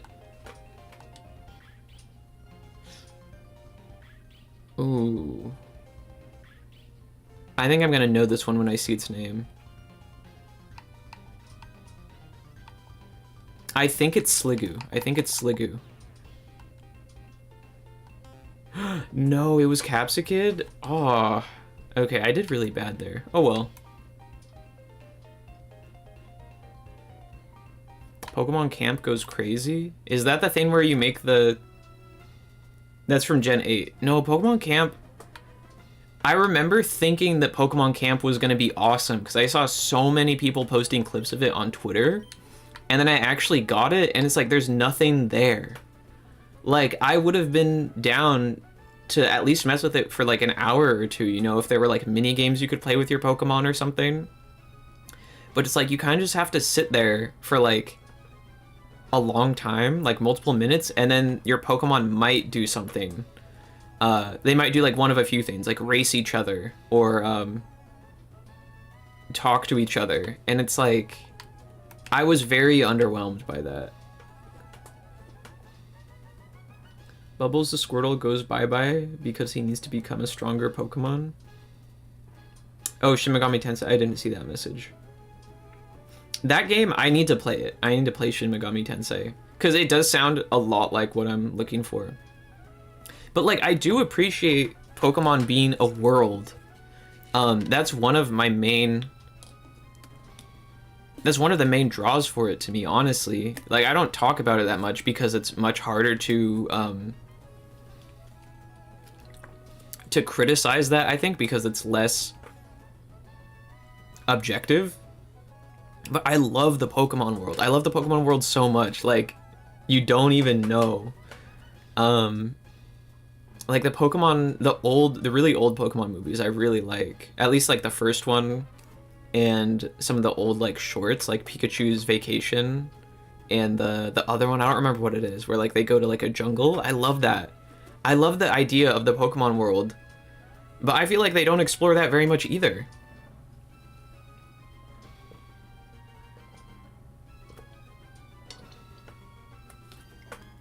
No, they don't do anything in the camp, though.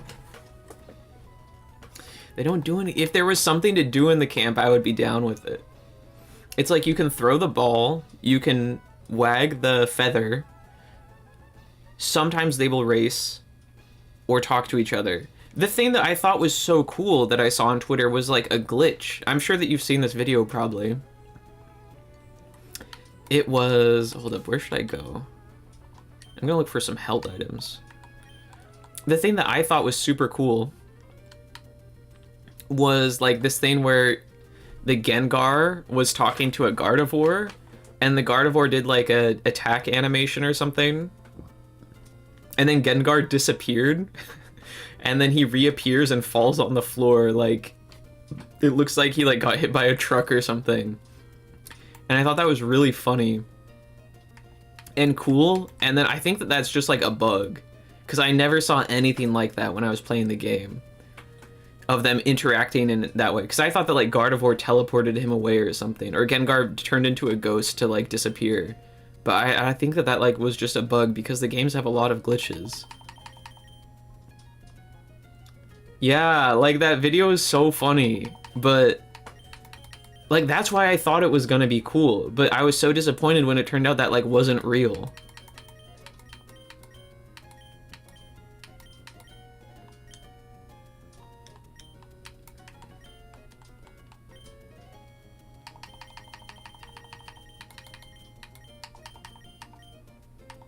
Ability patch would be really good. I should probably get one of them.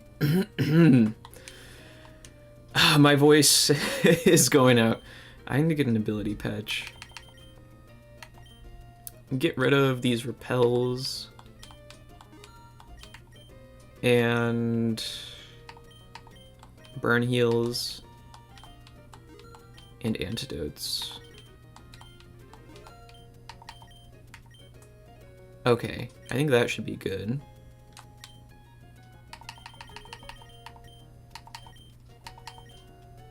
Give me one ability patch. And I'm gonna go all in on one of my Swinubs. Which of them do I want? You have no speed, decent bulk, great attack. You have great HP, great attack, mid speed, no bulk. No, actually your HP is pretty good. Okay, you know what? I think that this one's better. So let's go ahead and give you my Eviolite. And where is it? Medicine, probably. Ability patch. Let's change your ability to thick fat. Yes, please. And let's give you... I'm gonna give Azumarill the muscle feathers.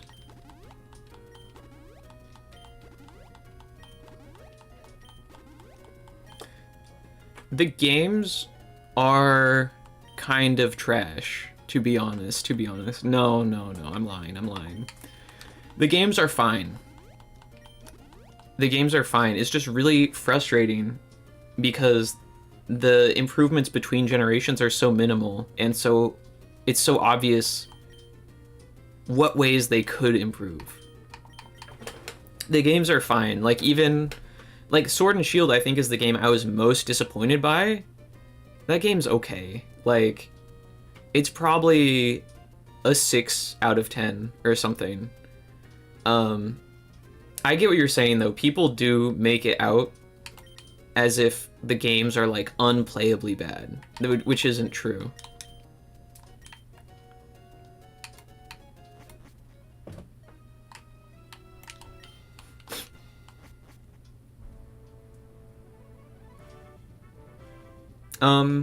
I mean, yeah, something that people really don't like about Pokemon is that they're, like, the richest franchise in the world. And yet, like, you know, Pokemon Scarlet and Violet has textures that look like they belong on the N64. The game doesn't run at a stable frame rate. Not even that it runs at 30 frames per second. It just doesn't run at a stable frame rate at all. Like, and, you know, like other things that are, like, clearly terrible. The multiplayer raids are pretty bad, too, where they just, like, break all the time.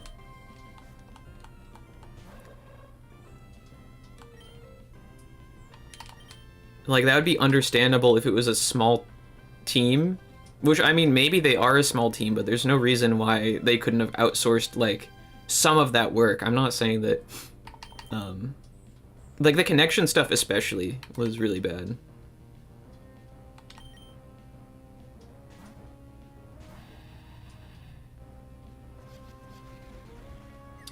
The problem I found in them were in all of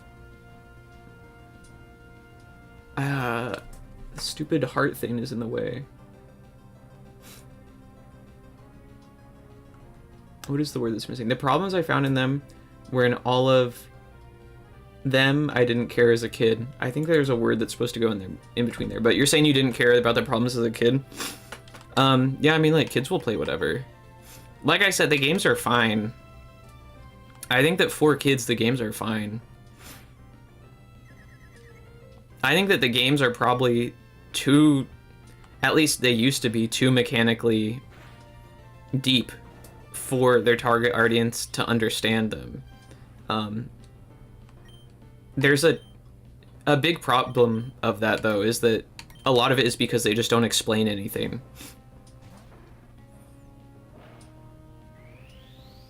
Like, I don't know where in any of the games it explains that, like, what's a good example?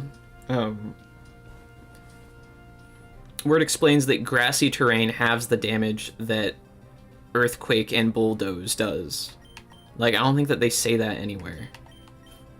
And they don't need to, because the game doesn't ask them to engage with it on such a deep level that they need to know that. But I think that that in itself is kind of a problem.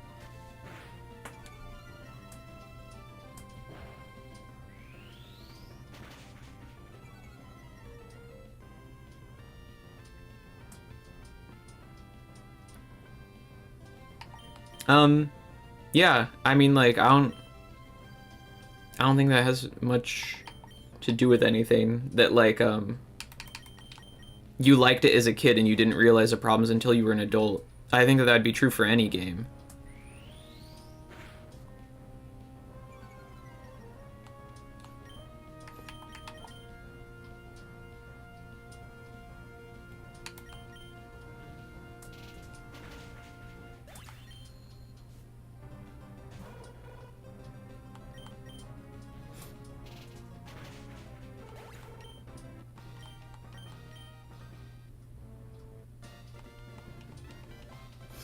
Two gym badges? Wait, holy shit, have I been live for 4 hours? Oh, wait, no, I went live at, okay, for 3.5 hours. I was like, what the fuck?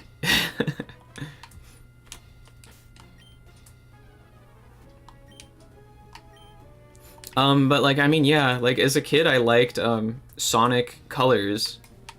Played that game when I was like 19 again. And I was like, wait a minute, this game sucks. Like, this game is so boring. It just be like that. Kids will have fun with, like, you know, like a cardboard box and some string or whatever. Being, like, a good quality will help them enjoy it, but it's not necessary. And like I said, like, the games are fine for kids, for sure. As games, they're like okay, all of them at least, or at least okay. But what the fuck? This mouth has Thunderbolt. But I wish that they would just like acknowledge their adult fans more, and just throw them a few more bones.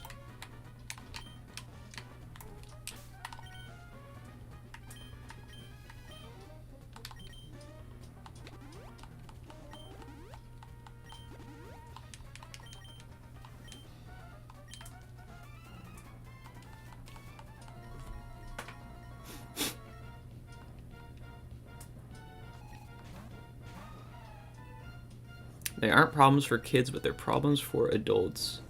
I can point to problems in a kid's show, but those problems are often the reason why kids like them. No comment on that. I have no idea if that would be true or not.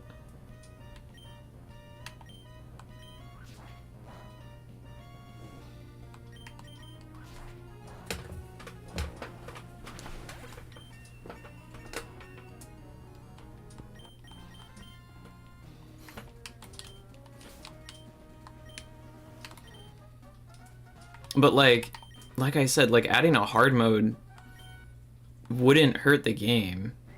Like that doesn't take anything away from how kids can enjoy the game.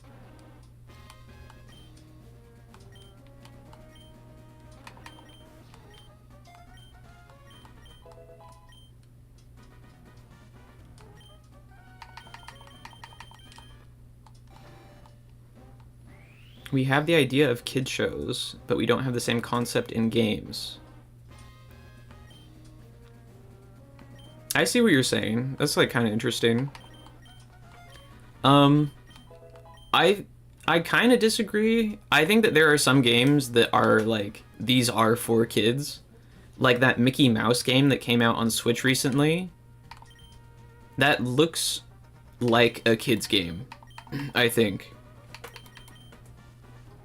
But do I not have a? I sold all my burn heals. I'll use a Malasada. Like that game seems like a kid's game. I guess I would agree that it's not as defined a trope or like concept. But I think that most games are made to be enjoyed. Well, like, you know, most games that aren't like rated M or whatever are made to be enjoyed by all ages. Like I wouldn't really call The Incredibles a kids movie, but it's a movie appropriate for kids, you know?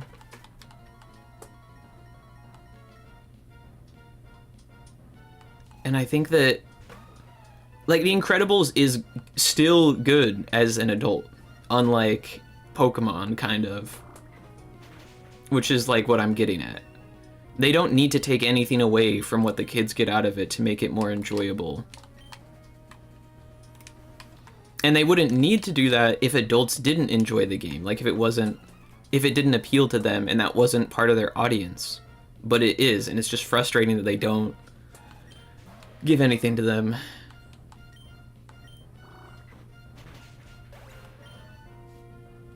Minecraft is a kid's game.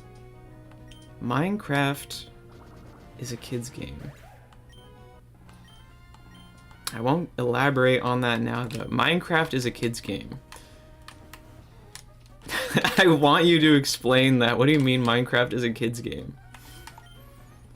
Like, it appeals to children, yes, but it's like an all ages game. What are you talking about? Anyone can enjoy Minecraft, and it's mechanically deep. At least, like, more deep than you would expect in something that was made for children.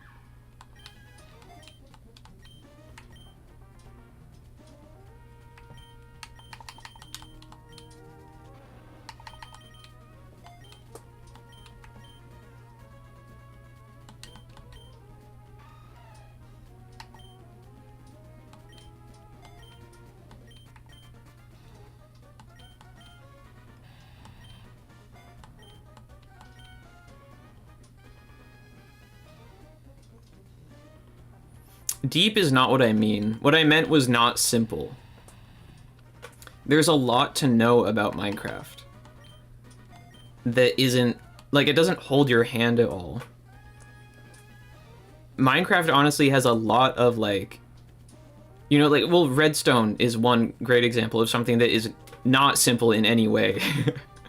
And there's, like, no tutorials in the game as far as I know, really. Like, you can find the jungle temple. I wouldn't call that a tutorial, but it does have, like, redstone that you can look at. But yeah, like, redstone is something I would not expect to see in a kid's game. And there's a lot of, like, expectations. Not expectations.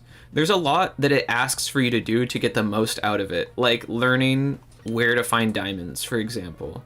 Or, like, other ores. Or getting the achievements is pretty difficult. Like, the secret achievements, obviously, for sure.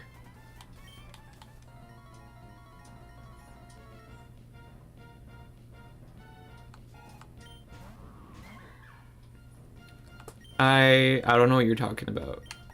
Are you talking about Minecraft or Pokemon?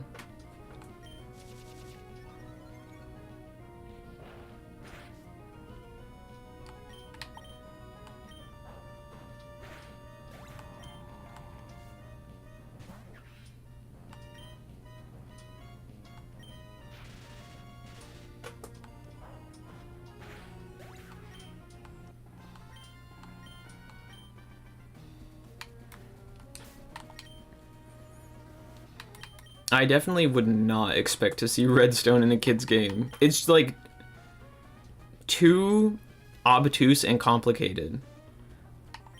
Like Minecraft being like a game where you build things, that appeals to children. Like, I totally agree. Redstone, I would not include in that. Just because, like, it's not intuitive. Yeah, like, I don't know almost anything about redstone. I know, like, a tiny bit. I made, like, a door one time, you know, that's, like, in a wall that, like, comes out and then opens. Like, the redstone torch ladder thing that you do to get redstone signals to propagate upwards, that's an example of something that I'm like, this system was not created for children to understand it or intuit how it works in any way, or adults, honestly. Like, I definitely need to look that stuff up to, like, know how to do anything with it.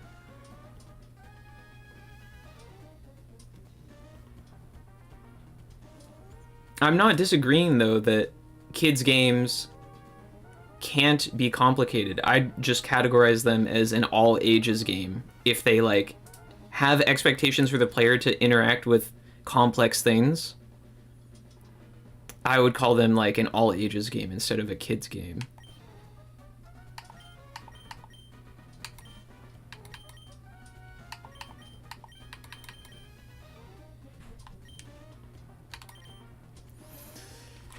I don't have a way to cure this paralysis. Oh, no, I do. I can just give him a Malasada. I'll do that.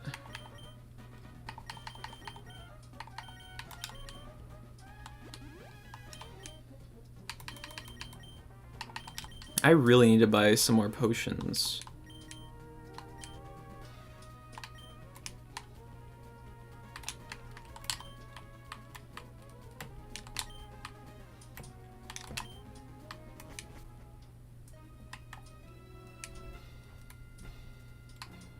A nurse? That would be pretty nice. I'll go there. Which of these routes do I want?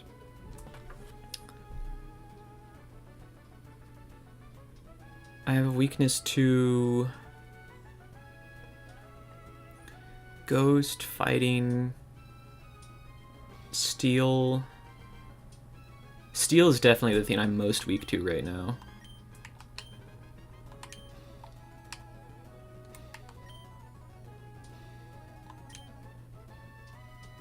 I guess I'll go this way. There's some good flying types.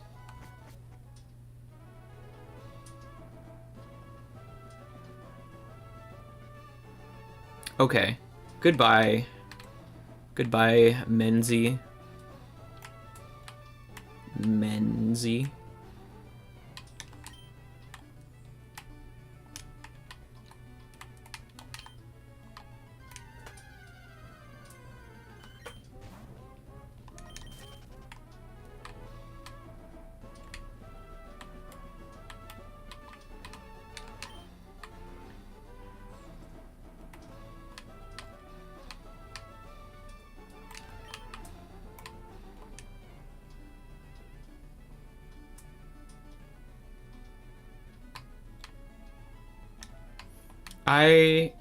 Maybe we are not thinking of the same thing when you say kids media. I would not call teenagers kids in a marketing context.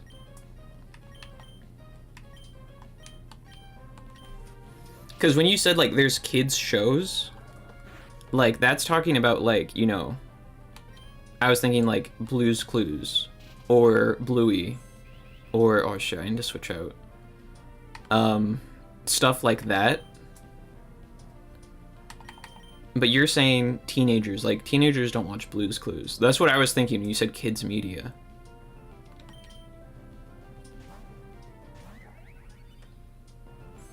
Dude, I am fucked. I'm like actually gonna die right now.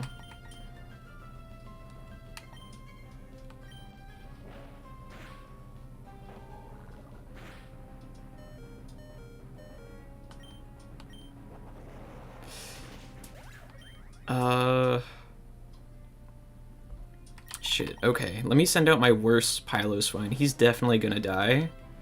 But I can get off a critical mud slap, maybe.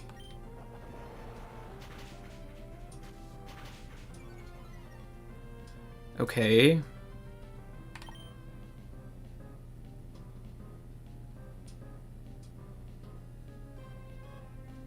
An Aqua Jet is coming out.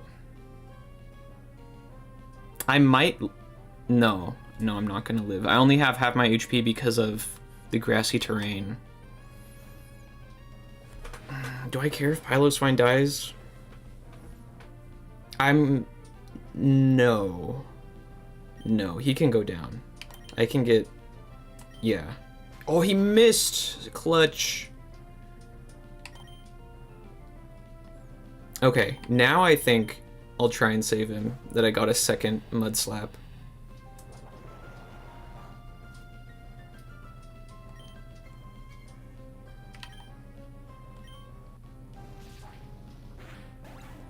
Okay, that was not... I expected him to do way more damage with that Aqua Jet. He had 2 Swords Dances.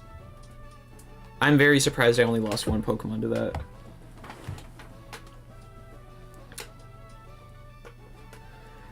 I already know you love Bluey. I don't think, like, I'm not saying it seems bad, but it does not seem made for teenagers, is what I'm saying. Okay, also, I'll be back in a minute. I need to go to the bathroom.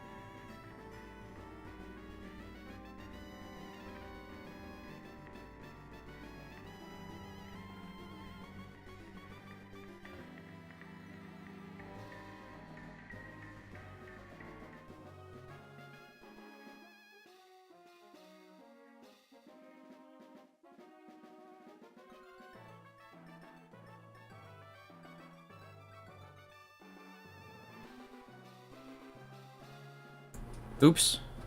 I didn't realize that I forgot that the game audio would be playing at the same time as the away music. Probably did not sound good to have them both playing at the same time. My bad, my bad.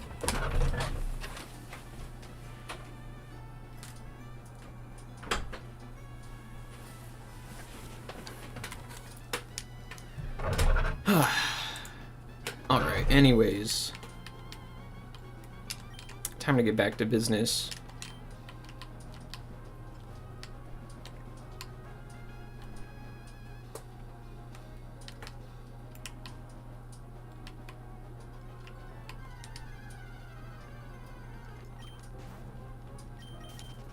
How long has this stream been going? 3.5 hours? Nice. Yeah, my my voice is gonna be so fucked up tomorrow. I'm probably gonna be going to that Omori cafe tomorrow. I hope that it's like not an issue. Oh, I need to catch someone. These Pokemon suck. I guess I'll get the Swablu.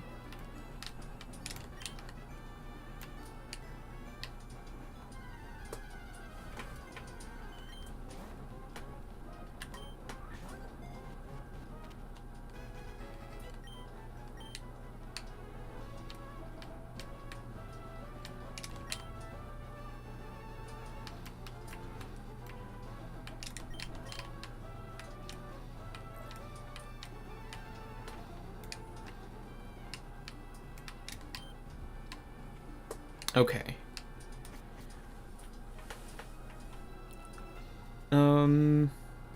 Yeah, definitely the nurse. No reason not to go to the nurse. And getting some full heals would be really nice. Some more, like, super potions or something would be really good.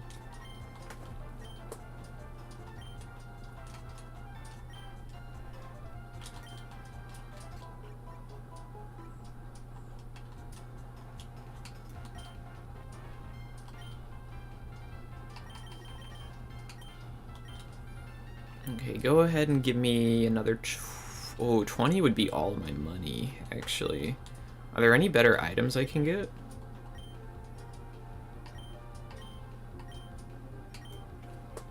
Choice Band is crazy. I definitely need at least one of them.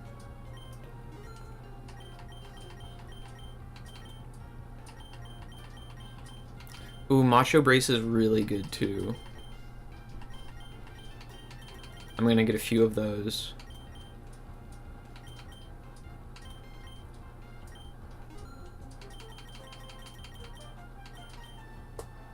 Another Choice Band would be really sick. Choice Band is so good. Maybe I can get another one if I sell some stuff. I also really should buy...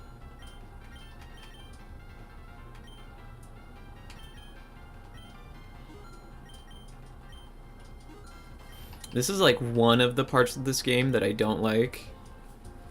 Is like just selling stuff. It gets rather tedious.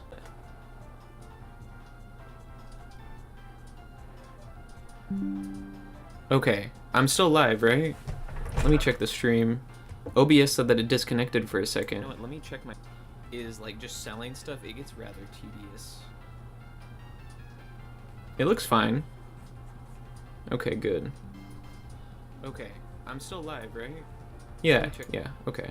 Oh shit, you probably heard that, huh? Oops.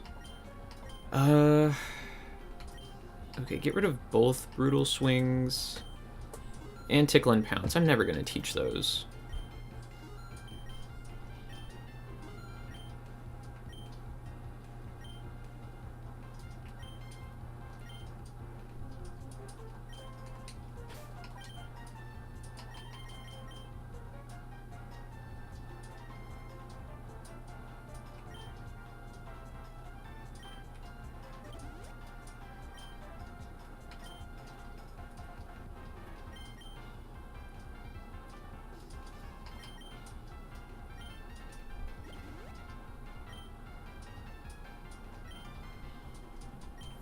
Okay, I think I'll spend the rest of my money on items.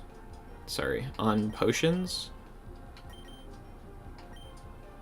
That's a lot of potions. Okay, I'm feeling pretty good now. More Pokeballs would have been good too, but oh well. Who's in the daycare? No one. Okay, so I can put a Pokemon in the daycare and come back for them later. I'll put my second... No, I'll put my Swablu in, I think.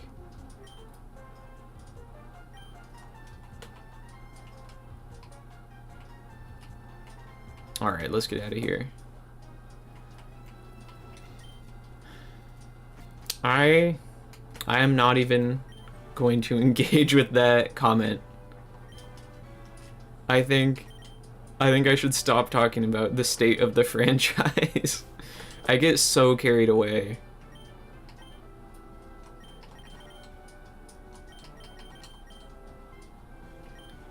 Okay, let's definitely give Choice Band to Azumarill, and she will probably be able to sweep.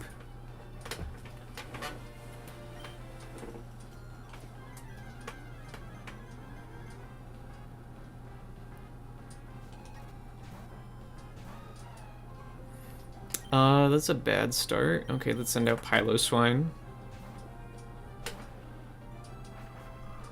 Acrobatics? No electric move? Oh well.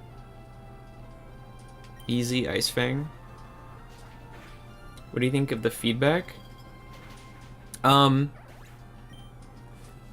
think I agree, but I would not have made as drastic changes as you suggested. I can message you about it later because this isn't really relevant to anyone else watching.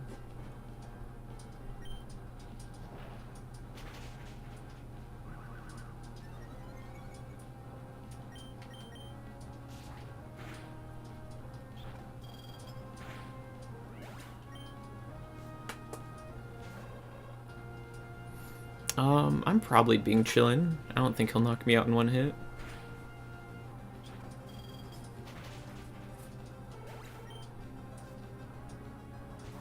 Bombardier. What's he gonna do?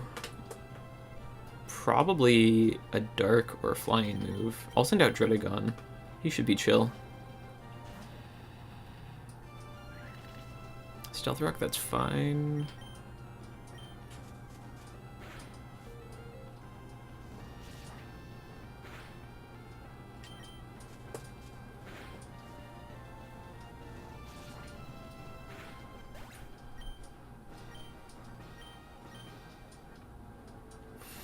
I really wish that shop had like an amulet coin.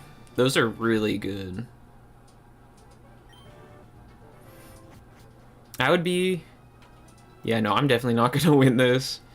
I have a ton of meta progression on my save file on my phone, and that makes it a lot easier, but I still lose that all the time. Although I have been playing mostly, I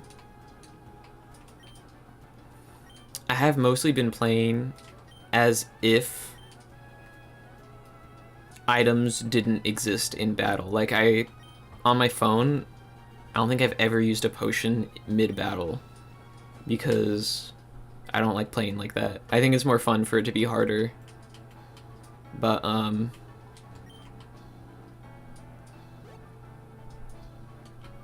I'll probably be able to do better here since I'll go ahead and do that, I think. Since I don't have a ton of potions anyways without any of that meta progression.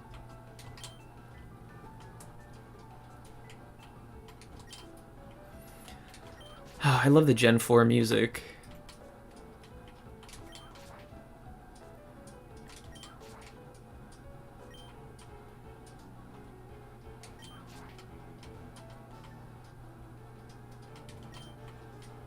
Adamant Mint, that's really good.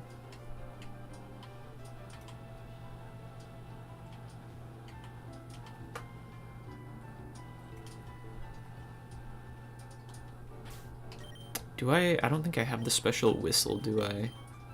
Nope. Okay, no way to get that TM. Oh well.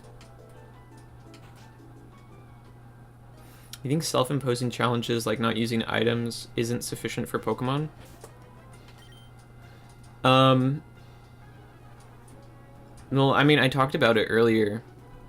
Pokemon, you kind of need to do like a Nuzlocke to make it more difficult.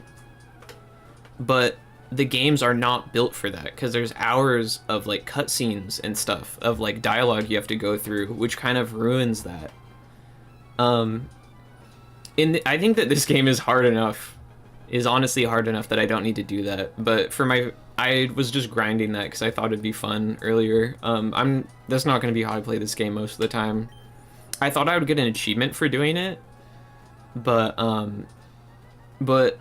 I didn't have access to like the list of achievements yet in the game at that point. And when I saw that I needed to like do something else in addition to that. And I was like, oh, okay, that makes sense. I'll do that later to get that achievement, and then yeah. But for the vanilla Pokemon games, no, I don't think it... I think Nuzlocks are a great way to play Pokemon, but it is very difficult to do that sometimes, to like sit through it when you have to go through all of the like, you know, learn how to catch a new Pokemon every time you die, get the running shoes again every time you die, like all that, all the overworld stuff is just like fluff, which makes Nuzlocke a lot worse, especially if you're bad at them, because then you have to, you know, like retry a ton of times. Okay, it's the cry minigame again. Oh, I know that. That's Shinx? No, it's Litleo. It's Litleo. It's Litleo. Gosh, it's Litleo. Honeclaw. Oh, that's not bad. I will risk it.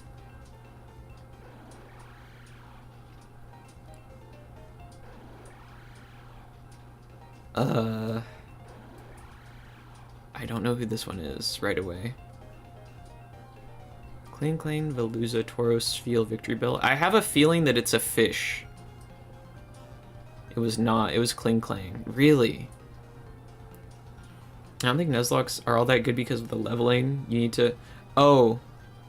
Yeah, no, like, when I say Nuzlocke, that's what I mean, is a hardcore Nuzlocke. I think the way that most people play Nuzlocks is hardcore Nuzlocks, where you have an infinite number of rare candies in your badges, but you're not allowed to level up past, like, you know, the gym level. As far as I'm aware, that's how most people play them.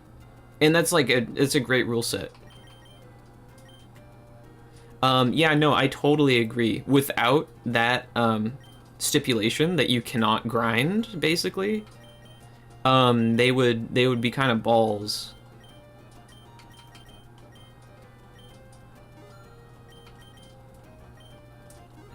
Because then if you lost, it would just feel really bad because you're like, oh, if I just grinded for another, you know, like 40 minutes, I would have won. And then you lose all that progress. But, yeah, no, in hardcore Nuzlocke, that's not how it works. Oh, I do need to give the Macho Braces to someone.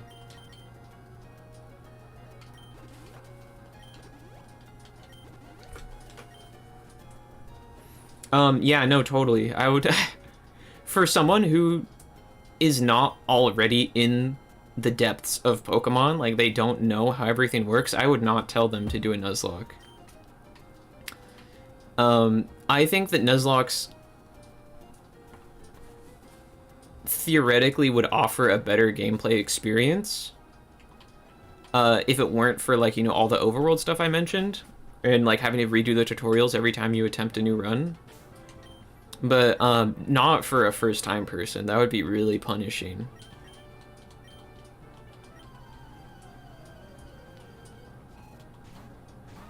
Oh. Okay, I see what you said. I mean, why not? It seems like whatever. I don't personally do that, but it seems like that could be really exciting.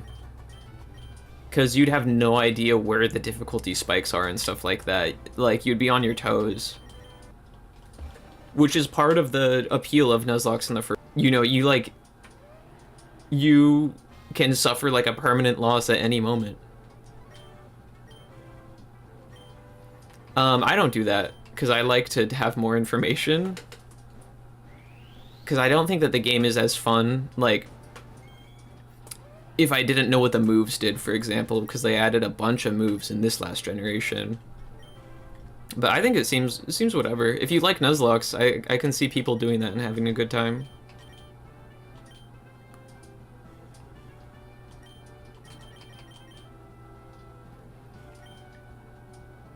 Dude, his moves are so ass. Ice Fang and Ice Shard are his only good moves.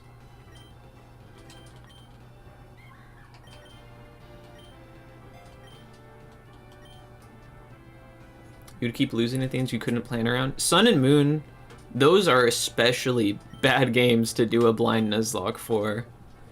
Those are the hardest games to Nuzlocke, like full stop. So I think you just got like unlucky choosing what games to do that in. Also, those are the games that have the worst tutorialization, tutorials, introduction, and it doesn't really stop at all. That's the only game that I'm like, I never... Actually, no, I don't want to do it for Scarlet Violet either, because the opening to that game is like 2 hours. But, yeah, no, Sun and Moon, I would never do a Nuzlocke for, just because the overworld stuff takes forever. It also is really difficult. The way I've been doing challenge runs, in real Pokemon games, well, at least when I was playing them recently, I was using only low BST mons. So I think my rule was under 400, or maybe it was like 450, something like that. So like, you know, no Garchomps, no like anything good basically. So I had like a Grumpig, a Camerupt, that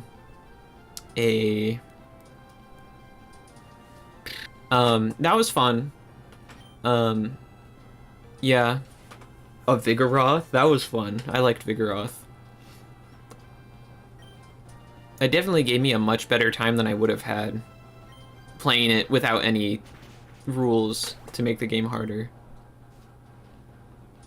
But, no, I like Nuzlocke a lot, too.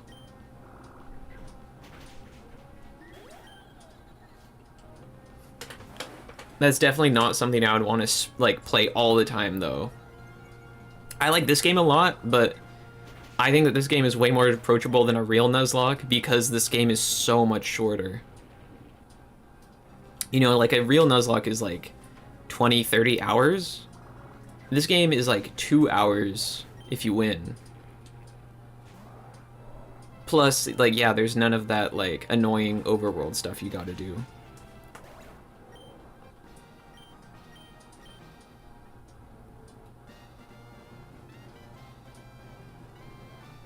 Yeah, I mean, what you're describing sounds pretty bad.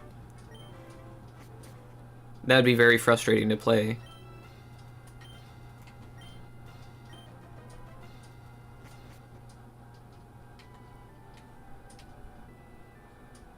That's why, the rule set.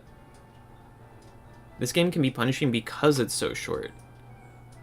Oh, you mean like it allows itself the opportunity to be punishing because it's so short. I see what you're saying. Yeah, like not knowing, because it's a roguelike, not knowing who the bosses are going to be and stuff makes the game way harder. Versus, harder in a different way, yeah. Although, at this node I'm at, it happens to tell you what the next boss is. So let me... Next gym specializes in normal-type Pokemon. I can give them money and they'll tell me what specific Pokemon appear. I'm good just knowing it's normal. I just wanted to find out if it was going to be something like, fire. Or like, you know, something that I'm weak to. Steel.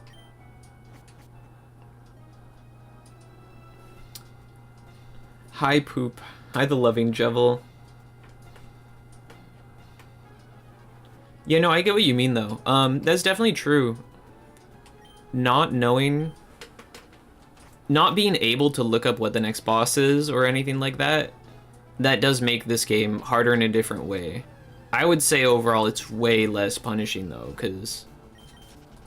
One, this game has meta progression. You can turn it off if you want, but like there's meta progression. There's also like difficulty modes. So I'm on average difficulty, but there's like an easy one and stuff. And oops. Yeah, I think just from having played this game and having played real Nuzlocke, it's way less punishing to lose in this 10 times than to lose in one Nuzlocke at the end.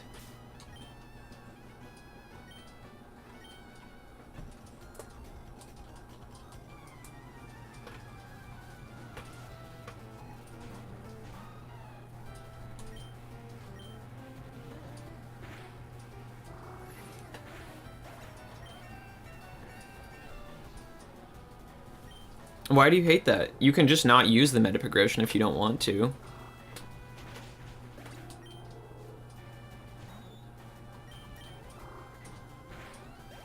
This game, like, because this is Emerald Rogue 2, I played a lot of Emerald Rogue 1. That one I enjoyed playing without the meta progression because I thought the normal game was, like, easy enough.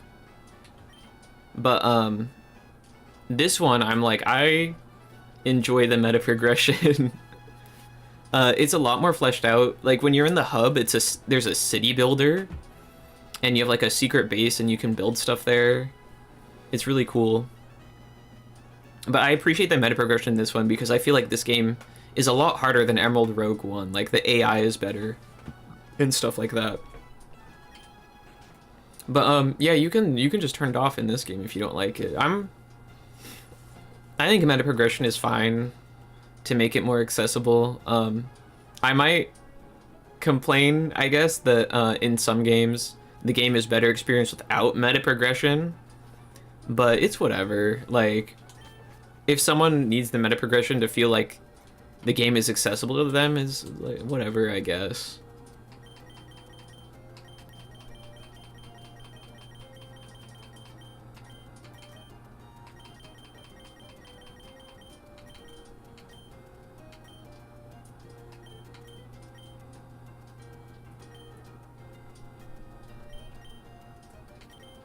I really need to use those items I bought. Oops. Rocky helmet's pretty good.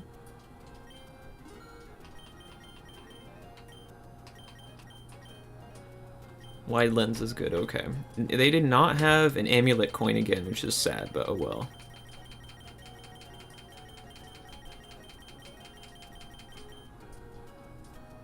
I don't have enough money for a choice scarf. Oh well, oh well. I could get a specs, I guess. Yes, that's what I mean. So, the meta progression in this game, when you buy stuff in the hub, it comes with you on every run. And your bag doesn't change between runs. So, like, I came into this run with 20 super potions. I can use them all. When I die and go back to the hub, I'll have all 20 of them again, but I won't have any of the stuff I found in the run. But I can buy more super potions in the hub with, like, money that I get as a reward for beating each gym leader.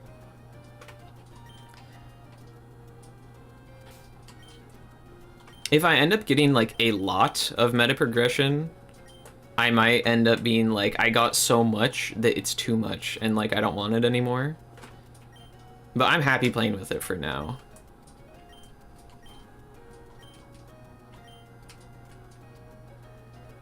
I guess I should tutor someone.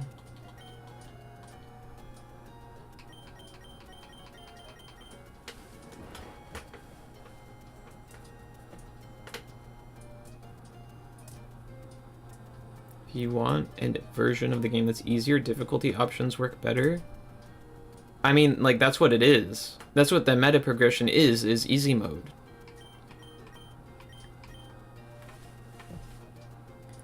Like in Crypt of the Necrodancer, playing the zones individually, and you go in with like all your HP upgrades and stuff. That's easy mode. Like, that's what it is. I don't get what you mean, really. I feel like roguelikes encourage you to play without meta progression. This one, I don't think it really does. Other than for the achievements, like the achievements in this game, you gotta turn meta progression off for some of them, which is cool.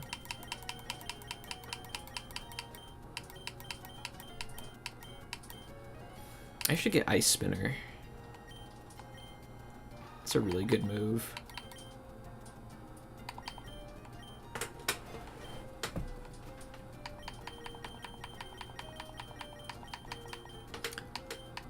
Trailblaze would be really good if I wasn't choice banded. You know what? I'm gonna do it. I can put my choice band on Mamoswine instead. He's only got like one move anyways. And I can give the wide lens to Azumarill so it'll stop missing.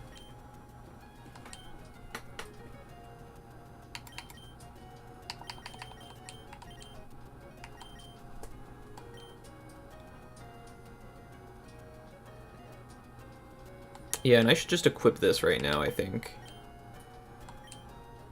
Before I forget.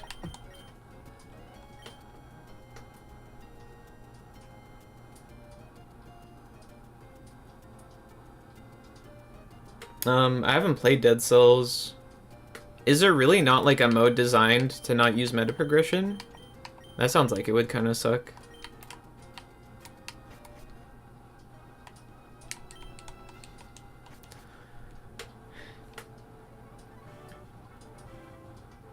Man, I don't know if I don't know if I can keep going, man. My voice is definitely hurting.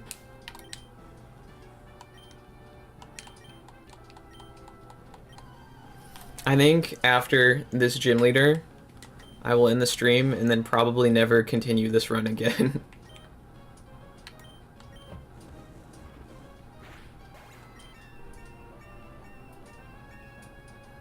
I don't know. If I still have not done a new run on my computer, by the next time I stream, I might start with this.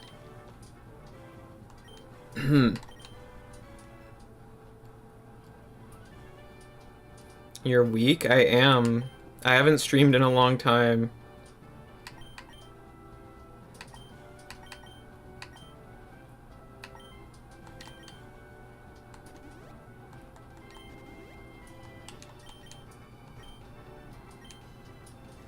Oh, new moves? Let's go. Please tell me that they learned a real move. Oh, I should have... Oh, I would have not taught Trailblaze if I knew Superpower was coming. I forgot about that. Yes! He learned Earthquake. Let's go. Okay, get rid of Ancient Power. Ooh, Play Rough? Awesome. I'll get rid of Hone Claws. Okay. Superpower, nice. I can get rid of it on you too. He's not much of a sweeper.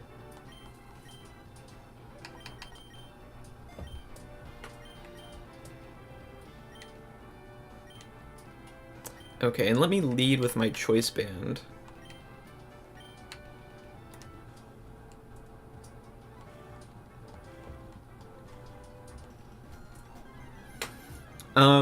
I mean, I don't know, maybe you're just not good at the game.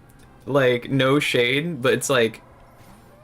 The way I used to play Slay the Spire was I was like, I don't want to do true ending because it's really hard. And like, I lose almost every time. It seems like I'm not meant to go for it every run.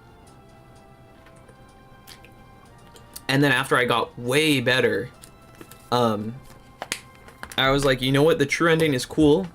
I lose on it a lot at the final boss. But it's like fun to go for now that I've gotten way better at the game. Maybe it's just like that.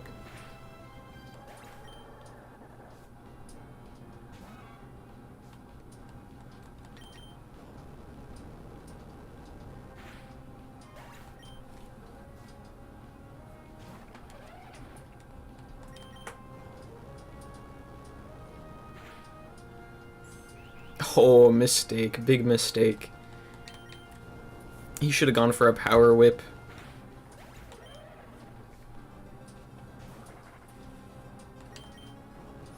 Man, this guy's team sucks. Furret and Cast Form. Alright, that was really easy.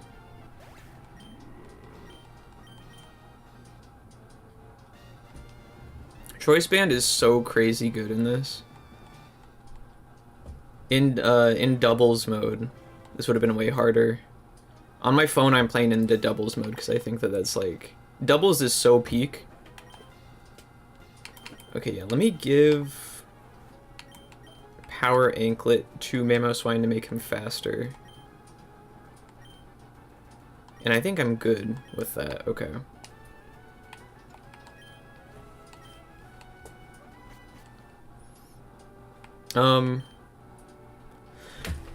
Yeah, should I end stream? Perchance. Let me check my Discord first. I've gotten like a lot of ats while I was away.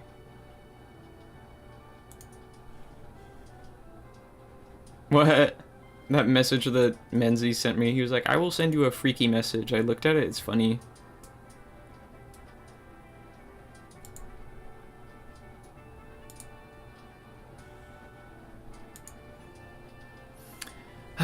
Okay.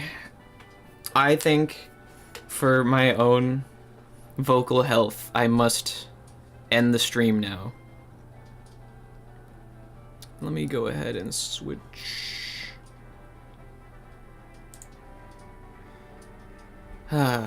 Okay. Oops.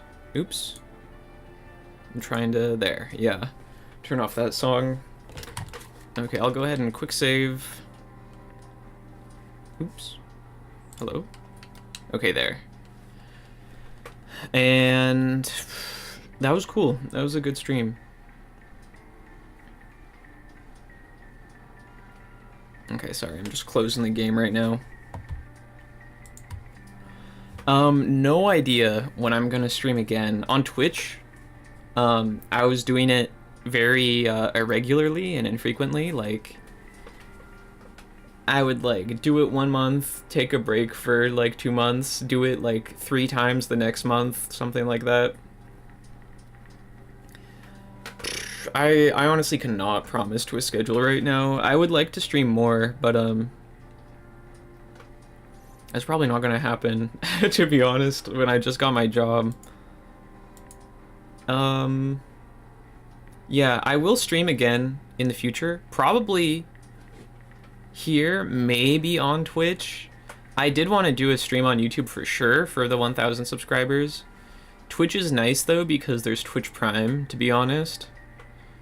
Not that I get very much money from Twitch Primes or anything, but it just is nice that it's there. I know that I liked, before I watched Northern Lion and would use my, or no, yeah, actually right now, yeah, I use all my Twitch Primes on my friend.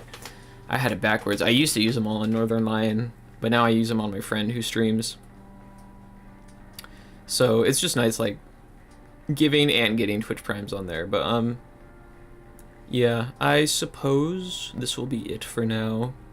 Expect very infrequent uploads on my channel, more in the future. Maybe more streams on here. Follow me on Twitch if you want to see me stream more.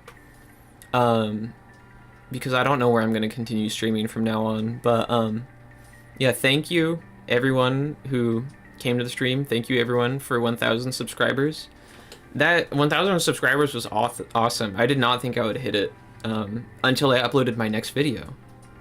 But I thought I might have to grind for it. But no, it came just like the last video I made performed way better than I thought. But yeah, I think that's it for the stream. And goodbye. See you later.